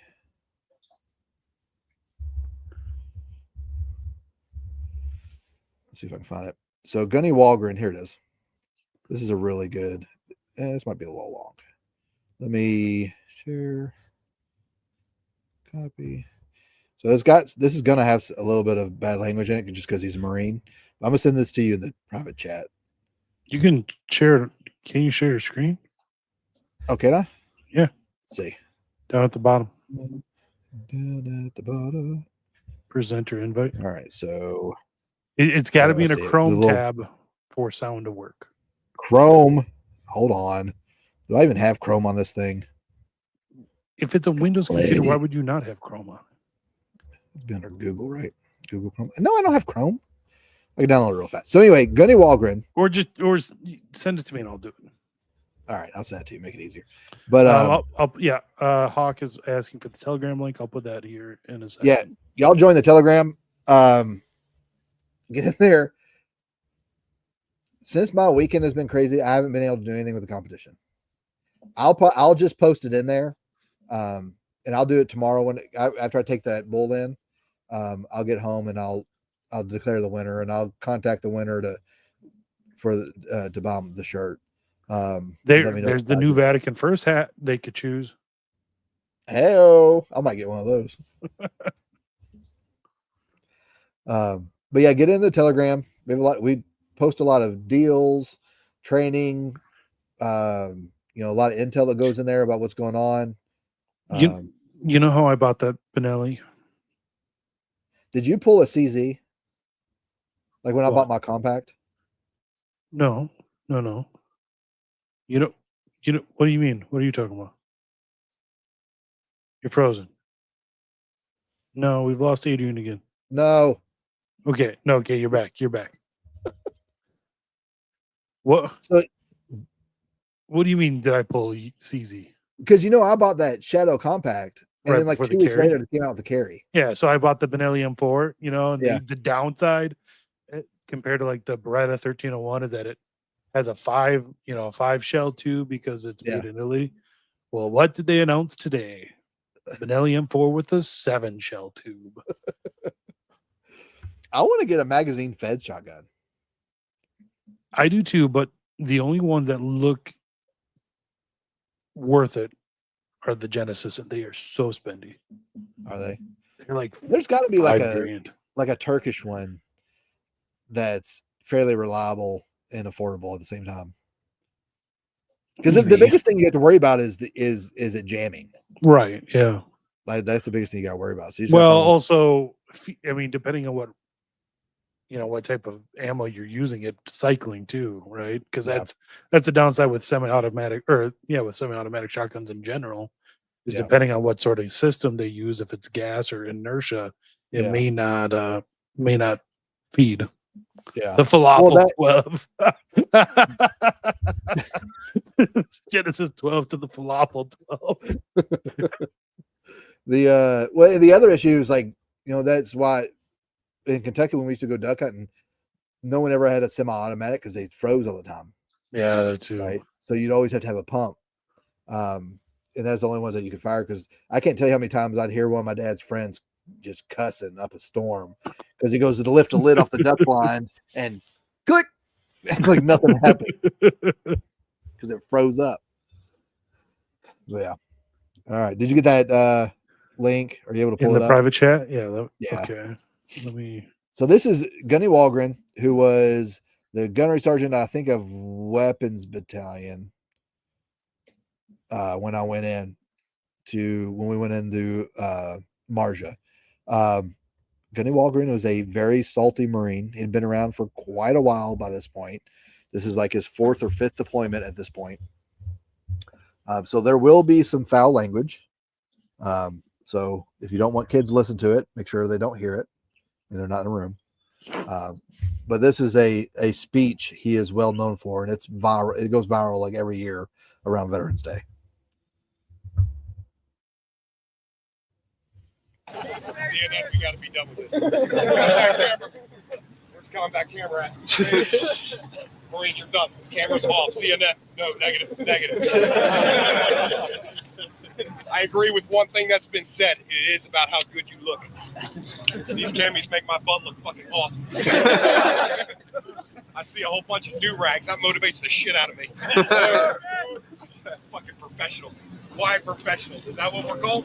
I think y'all are some crazy goddamn motherfuckers. Not one speech. Now, we've been talking about this. I'm kind of upset about the general speech. I'm kind of upset about the battalion commander speech. I haven't got any fucking goosebumps yet. Have y'all been motivated about this? Oh. I know y'all figured out another secret that the Marine Corps has.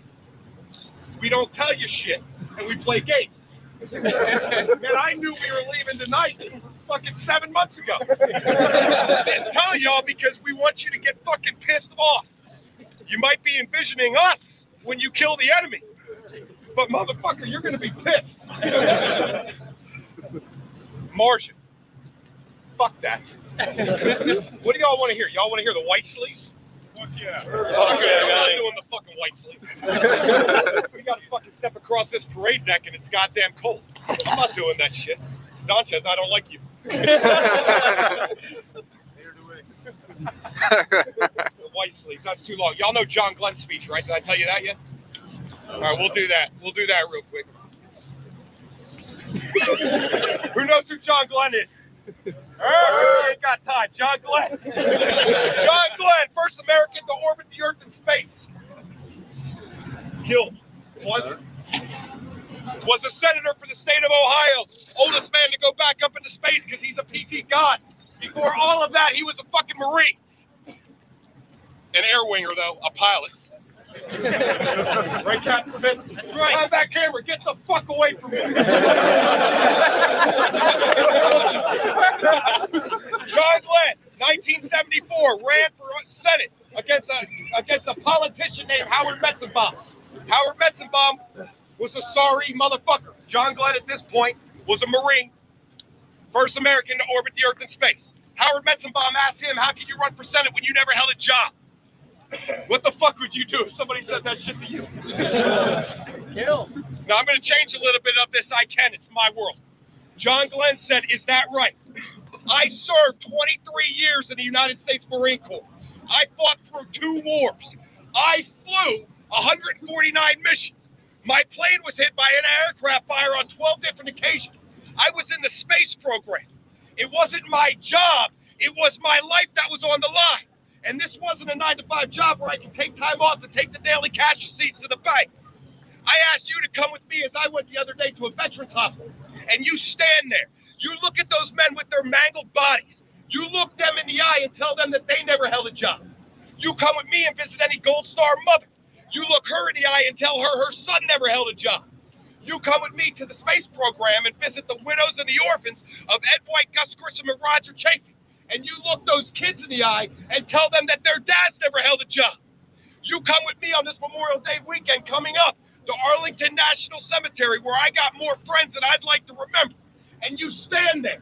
You watch those waving flags. You think about this nation, and you tell me that those people never held a job. Fuck! I'll tell you, Howard Metzenbaum, you should be on your knees every day of your life, thanking God that there are some men who have held a job. And they required a dedication to purpose, a love of country, and a dedication to duty that was more important than life itself. Their self-sacrifice is what made this country fucking possible. Isn't that badass? Fuck you all. Isn't that badass? Hey, Roger that. Hoopy, are you motivated? I see you're too right. Right, quiet professionals. Fuck all that. Fuck all this talk about doing what you've been trained to do. You all know damn well you get out there and you fucking do shit because of the Marine to your left and the Marine to your fucking right. God, country, and Corps don't matter at that fucking point.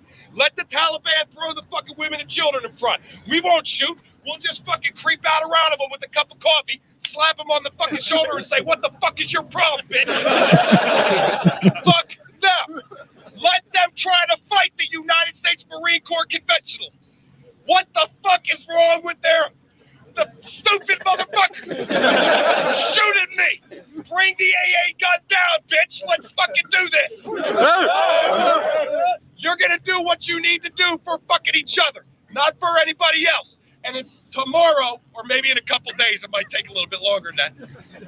The people of Marshall will be on their knees every day of their fucking life, thanking God that angry. The string has been cut loose.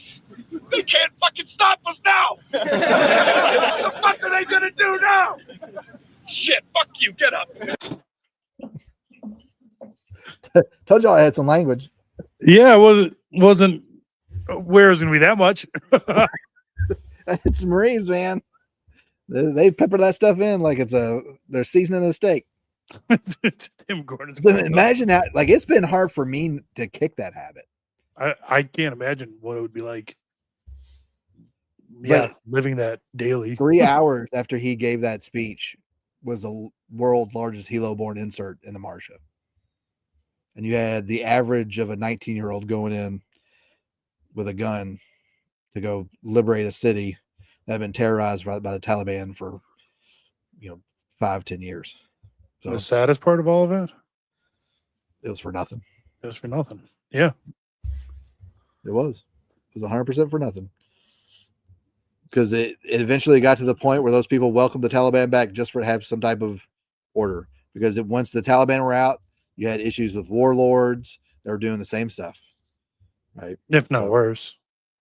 It was all for nothing. We saw that, when we left Bagram and everything. What was that? 5 years ago now. Yeah. Yeah, 3, 4 years, 5 years ago. Yeah. But yeah, that was Gunny Walgren. He was. I remember we were doing an operation. We were going to go clear out a village, and we our food had got like our MREs. They got flooded. We had no food, so him and two other vehicles by themselves to come out and bring us some food, and like they were not supposed to be able to make it to us because of the wadis and the canals and everything, but he made sure to get to us. So Gunny was a good dude. He's had a hard life since he got out of the Marines, but most guys do, man. You don't know what to do yourself, like, because that's your identity. When you get out, it's hard for you to find that purpose again. Well, like he was the story about John Glenn. Like you get out and you're presented with some a-hole, like whoever that politician was, saying crap like that. Yeah. Yep. Yeah, that was an inspiring speech before going into Marja and killing a bunch of Taliban. But it's I was watching him reel the other day or something on Instagram, and it was a scene from the movie Warfare where they're all just hanging out before they go do an op or whatever. Mm-hmm. And then all it said was, if you only knew that this was the last time you would ever hang out with these guys and do this again, would you have treated it differently? I think everybody that served does that. I mean, even guys who, whether you're in the fire service or a police or whatever, like you're never going to have friends like someone that you put your life on the line with, right? So I think that's why a lot of men seek that now. Yeah. Right. They want to have that camaraderie, that point where they've had to risk their life for something. And they're all chasing it. And it's not anywhere because nobody wanted to serve in the military the last 4 years because they're going to send you to Taiwan because Taylor Swift said you should, right? Because she wanted you to vote for Kamala, or they're going to send you to go fight for Israel, or nobody wanted to serve then, and now they join because of Trump, and he's going to send you to go fight for Israel. And it's just not what guys want to defend their homeland, and you might have to do that outside of the regular military. There might become a day where you're going to have to do that in your own neighborhood. I saw a very interesting tweet today. I forget who it was by, but it was comparing the differences in fantasies between men and women. And it talked about how most women, most fantasies that women have, it's about them giving up responsibility, accountability, right? Just basically being able to live a carefree life in some form or fashion. Whereas most of the fantasies that men have, it's actually about taking on greater responsibility. Going out and dying in a last stand for your protecting your family or protecting your country or literally giving your life for a greater cause. And I don't know if there's always been that difference or if that difference is more stark now with modern women versus modern men. I don't know, but it definitely I definitely see it as being at least true today. There's no frontiers anymore. Yeah. Right. There's no adventure to be had, right? Until they start getting us letters of marque to go down to Mexico, like none of us really have any type of adventure to look forward to, right? That's why a lot of guys join the military. So there's only two reasons to join the Marine Corps, right? You want to prove you're a man, or you want to shoot bad guys in the face. That's the only reasons. No one joins the Marine Corps for the college money. That's not the reason. You can join the Air Force for that. You can go to the Merchant Marines, Coast Guard, anybody else. You join the Marines because you have you want to fulfill a purpose of some sort, right? So, but we don't have any of that anymore. Like Alaska has been conquered. Like we can't go to the moon because did we ever go to the moon, right? And then you can't go very deep in the ocean anymore because every time we send a submarine down there, it implodes. Because they use an Xbox controller. Yeah, right. So, and so you have a lot of men who live in these these careers where it's behind a desk all day. That's why Fight Club was a prophetic movie. If y'all haven't seen Fight Club, Yeah, man. Or read the book, the movie is almost page for page the same as the book. There's a couple instances where it's a little bit different. But it was a prophetic movie because we have all these men who, I'll give you an example. I've got a client right now who is preferring to work behind a desk, making half of what he would if he went to go work for his uncle's HVAC company. But because he doesn't want to get sweaty and work, he'd rather be soft behind a desk. He's making half the money, right? Then the other side of it is I have guys who would love to join the Marine Corps, but they can't because now they've got, a vaccine injury from having to take a vaccine to keep their job at, Right. Whataburger or whatever, so there's just nothing there, but it's coming.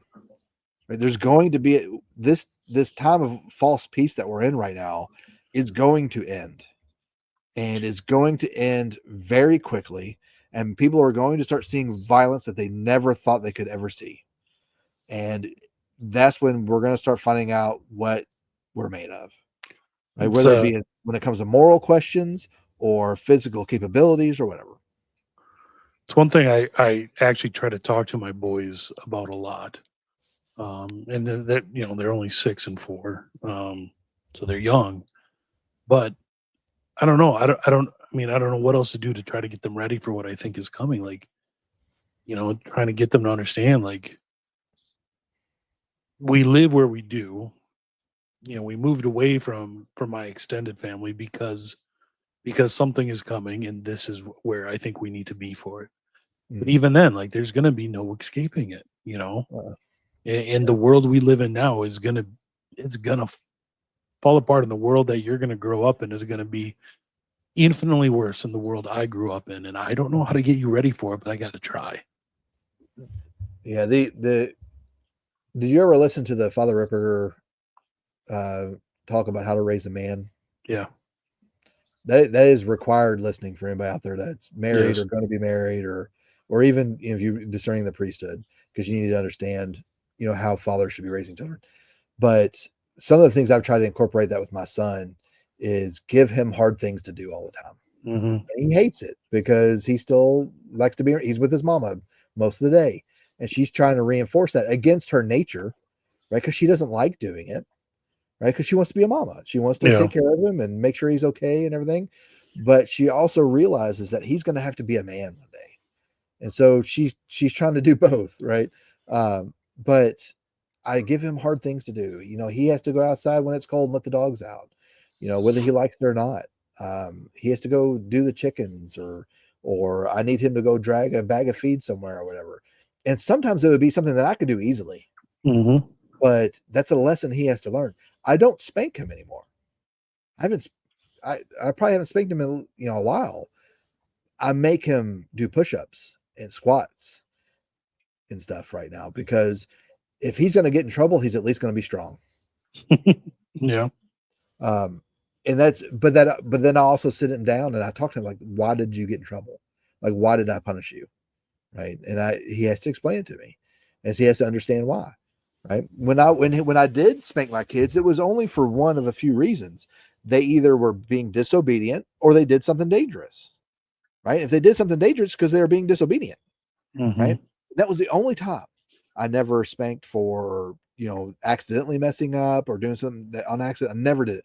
It was only when they deliberately did it. That was the only time. And it was only to let them know how dire the situation was. We are not disobedient in this house. Because there's a day that if I tell you to do something and you don't do it exactly when I tell you, someone could get hurt. It's not asking me, why do I have to do it? Why do I have to do that, Dad? You need to do it. And then after you do it, then ask me why. Right. But you need to do it when I tell you to do it. Right. Because there's going to be a day when I'm going to tell you, get back, and you're going to turn around and say why, and then you get hit by a car. Yeah. Right. No, you get back first and then say why. Right. And getting my kids to that point where they understand that has been hard, especially for my girls. Right. Because I can't be as rough on my girls as I am my boy. Like I have to discipline them differently. And it's hard because I'm trying to exemplify to them the man that they should want to marry. Right. I'm trying to love their mother, like to let them know how they should be loved, and to show my son how he should love his wife. Right. But also still be a dad. Right. Because it's a hard line to walk sometimes, but we have to get them ready for a world that's going to be worse than what we inherited. Yeah. And it's getting worse as they can see it. Yep. And how do we prepare? All we can do is our best. And we just kind of hope that what we gave them and the knowledge we gave them and the values we gave them and the faith we gave them is going to be enough. That's my scariest thing. That my scariest nightmare is my kids leave the faith for whatever reason. Some trauma happens in their life, whatever, and that, because like we've all heard the tropes of like, well, when I grew up, the nuns were mean to me, and that's why I left the faith. No, you wanted to sleep with your 15-year-old boyfriend, and the nuns became the excuse. Right. Like, Exactly. Right. The nuns weren't so mean to you that made you leave the faith. But I'm scared to death of that happening to my kids. And hopefully I never have to worry about that. We'll see. At the very least, hopefully, you can give them enough of a foundation when if they do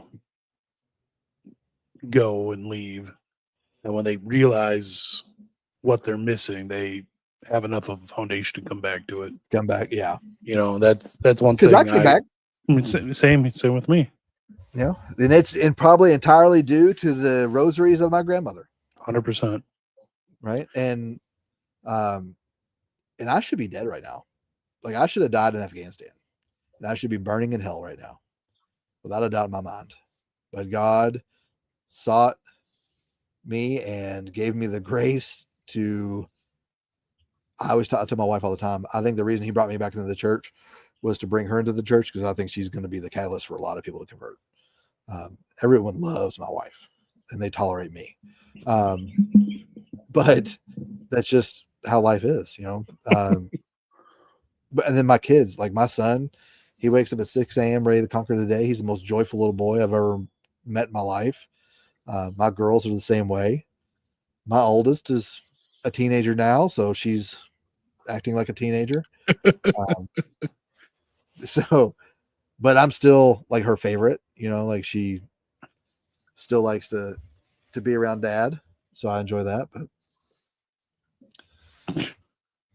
we'll see. The reason God didn't let you die in Afghanistan is because He wanted you to do live shows every Monday with me. Hey, I heard y'all liked Friday better. There's a lot of people, but I'm not doing shows on Friday very often. I'd rather not do shows on Friday. Yeah, I did not. Not that I do anything on Friday anyway, but True. I usually do a lot of stuff early Saturday, and I don't want to have to stay up on Friday night so I can get to bed early. I like having Friday to be able to do, stay up late with my kids. See, I don't stay up late with my kids. I put them to bed. I'm talking like 10 o'clock. 10 o'clock. My kids are in bed by 8. Well, yeah, my kids are in bed about then too, but that's what I'm saying. Stay up late until like 10 o'clock. Hey, 8 o'clock to 10 o'clock is mommy daddy time. Need y'all to go to bed. That's what we try to do here, but I would like to spend some time with my wife.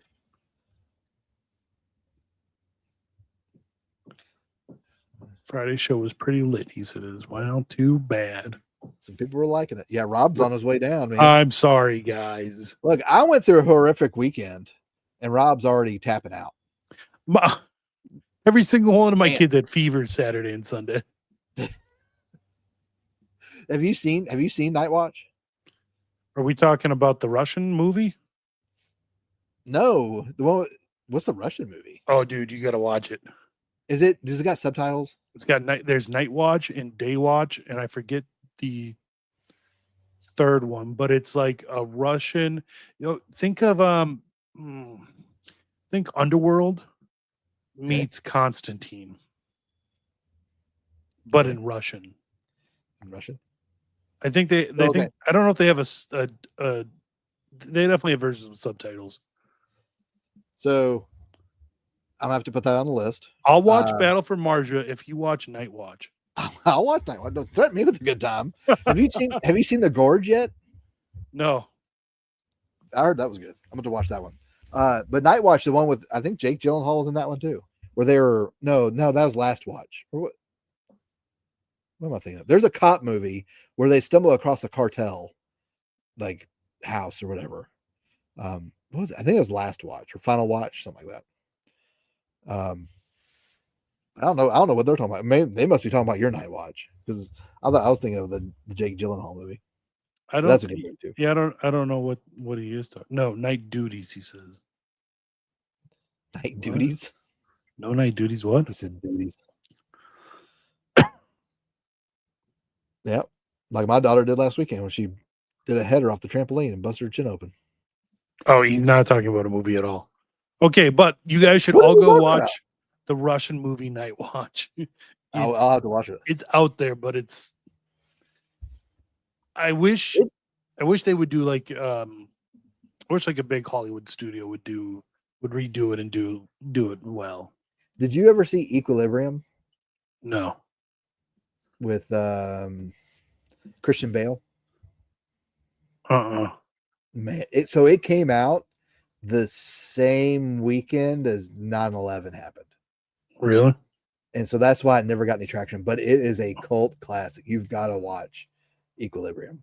I've never even heard of it. I'll have to watch it. Oh, it's like The Matrix meets 1984. Interesting. It's fun. It's a fun watch. It's very good. Yeah, the gun kata scenes. Yeah. Oh, is that the one that like they have the gif of him in the white suit with the Probably. Yeah. Okay. Yeah. I haven't seen it, but I've seen that like. Oh, it's man. I watched it the first time in the Marines. It was so good. Yeah, it's like the first Matrix, not the. Oh my gosh. Oh, what are you doing? Look, y'all need tomorrow night. Y'all need 8 o'clock. Kids are down. Okay. She doesn't like the Goonies. She doesn't like Sandlot. Right? And yet she has the temerity to complain about the movies I don't watch. How do you not like the Goonies? I don't know. The Goonies is amazing. Does she like Lost Boys? I'll be honest, I've never seen it. You've never seen Lost? So okay, you have to watch Lost Boys, but then you have to watch the sequels. There's sequels. They get campier and campier as they go, and they get really bad. I'm so pretty sure it started off. I love bad. watching. Or did you ever see Monster Squad from the 80s? No. Man, that's a good one. You gotta. I'm 10 years younger than you. I know. That's why I'm not shocked that you haven't watched them. But man, but you've seen the animated Lord of the Rings though. You haven't seen those either? Don't watch them. I was gonna say, don't do it. I know enough about them to not watch. They're so bad. They're so bad. Don't. It'll ruin it all for you. Do not watch them. She's a girl. Yeah, you're right. That is the problem. That's her problem. You're 100% right. Well, you know what we should do? We should have a movie show occasionally where we will watch an old campy movie and just make fun of it. I mean, Rick stole our idea, so we can steal Rick's idea. Sure. Was that his idea? Well, he used to do a movie review show. Yeah. Like actually, like watch the movie. No, he wouldn't. We'd have to just do a review. That's dumb. Yeah, we could do like a white guy mystery science 3000. To choose the worst movies in the world. Just choose like some really horrible movies. Just like some old like nostalgic movies and watch them. I'd be up for that. We'd have to record it though because we couldn't do it live. Because that'd be the best part though. Is doing live. Could we do it on X? We could do it on X, yeah. And then release it later on YouTube. And then release it on YouTube later. Yeah. We should do that. Like once a month. We'll watch like an old like campy 80s movie. We gotta start with Lost Boys. Okay. We could do that. Oh man. What other movies? Oh, we can watch more movies. The Labyrinth and Dark Crystal. Both Yeah. those weird ones. Yeah, those are. Willow, of course. Man, my kids love Willow. I don't think My I've wife shown. hates it. I don't know how I feel about it. I've watched it a lot, but it was one of my cousin's favorite movies, and I always disliked whatever he liked. It's on principle. So I don't know for sure if I actually dislike it or not. Flash Gordon. You know, I accidentally watched a movie my dad had. It was called Flesh Gordon. I wouldn't recommend that one. Man, The Thing. Have you seen The Thing? I've seen they made a remake, right? The one with the kids in high school? No, The Faculty? no. Yeah. I've seen the Faculty, but didn't they make a The remake? Faculty of is the Thing? exact same premise. Okay, but I thought they made a remake of The Thing in Antarctica, right? Because that's what The Thing was. It was in Did they Antarctica, remake it? right? I thought they did. Yeah, it was in If Antarctica. not, then I watched the original. You might have Kurt Russell in it. I don't think so. Yeah, you probably didn't watch it. You would've- Oh, we got to watch Red Dawn, the new not one, the remake. not the. I haven't seen the remake. The remake doesn't exist. Good. There's no such thing as a remake. You know what we'll have to do? If that's why I ordered that's a good reason for why I ordered the AK. I'll get a shot. I hope we'll get a shot of me on a hill somewhere, just raising the AK, going Wolverine. I remember growing up, like the threat of the Soviets coming up until like the 90s, and then like the wall went down. But I remember in high school or in elementary school in the 80s. Did y'all ever have to do the nuclear fallout tests growing up? No. I don't know if y'all did that anymore. We used to have to get on our desk and put our knees between our head between our knees in case there was like a nuclear blast or whatever. But it was like all through the 80s. Hope it's for the good of the channel. You will be seen 5 miles when we do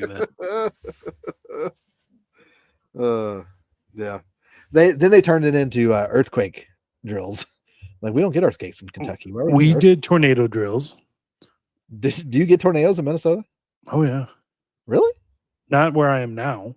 No. Right, not in far northern Minnesota, but yeah, down in the Twin Cities we did. Huh. Because I used to tell guys all the time, like, you, depending on where you live in the United States, you have to pick how nature's going to try and kill you. 100%. Right. So, like in the South, you've got tornadoes, pretty much. Hurricanes too, depending on where. And hurricanes if you're along the coast. Yeah. Up north you have blizzards and Somalis. Out west you have mudslides and forest fires. Well, we got forest, so we got forest fires and blizzards here.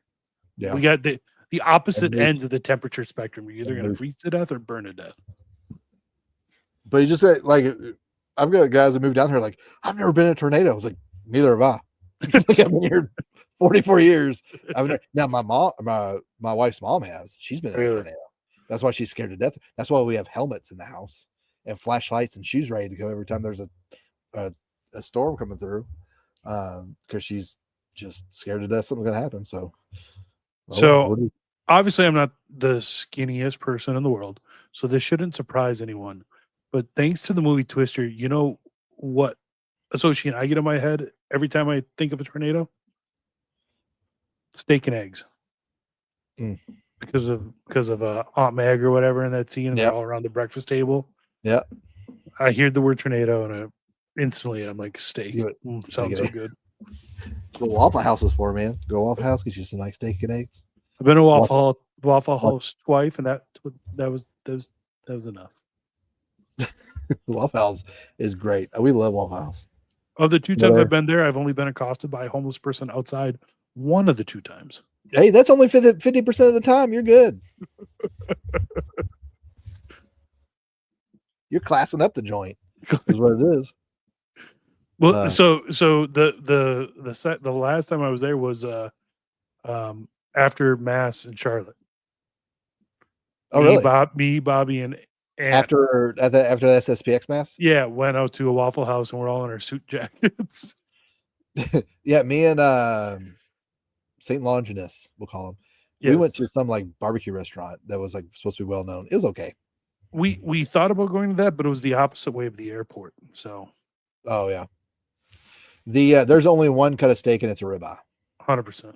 Everything else is just to be ground into ground beef. Subpar. Although Flatiron is my second top choice of steak. Like my wife loves like a New York sirloin, right? And I was like, I like mine to have some fat on it. Yeah.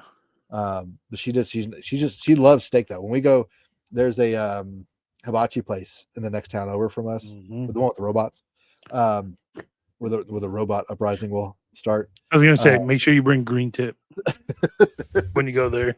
But they have really good steak. I don't know where they get their meat. It's not Wagyu, so I don't know where they get it though. But they have actually really good steak there. But she loves sirloin all the time.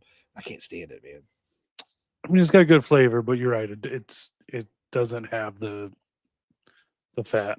No, you need a good. Now you go to like a nice steakhouse. Like we have Fleming's, but that's a chain. They have them a lot of places. Yeah. Ruth's Chris. It's probably some of my favorite steak. There's another one. Then there's a Brazilian steakhouse downtown that we go to. I love the Brazilian one. The ones where you do the card, you know. Yeah. But that is Maddie's favorite restaurant. To make it worth your while, you've got to fast for a few days.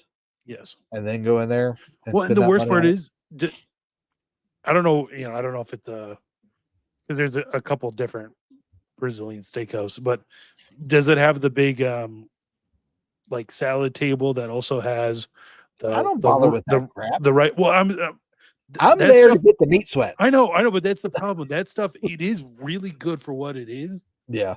But you fill up and then you're like, oh, I made a mistake. Yeah. I screwed this up. Like if I'm not leaving there with the meat sweats, I have failed. Yeah. Ribeye is where it's at. White Knight. Picanha is good too. T-bone's good. Like, T-bone is just a poor man's ribeye.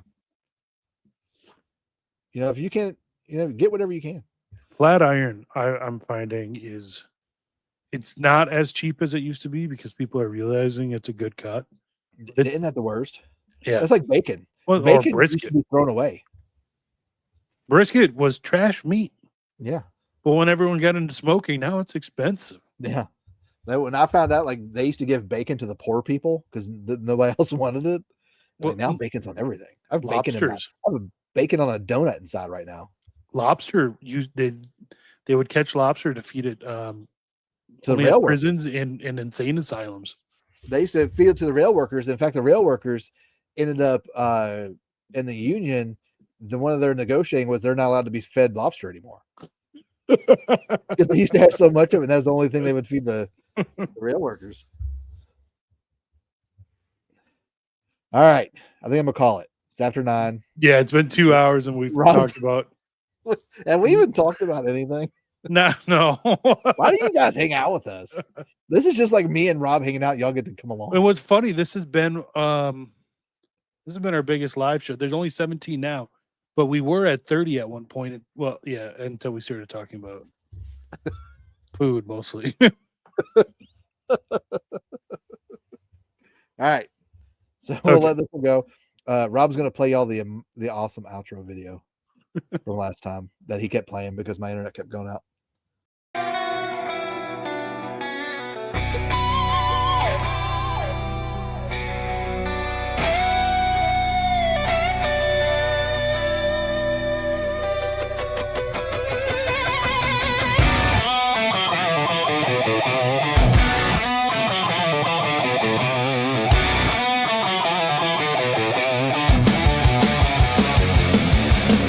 Many men wish death upon me. Blood in my eye, dog, and I can't see. I'm trying to be what I'm destined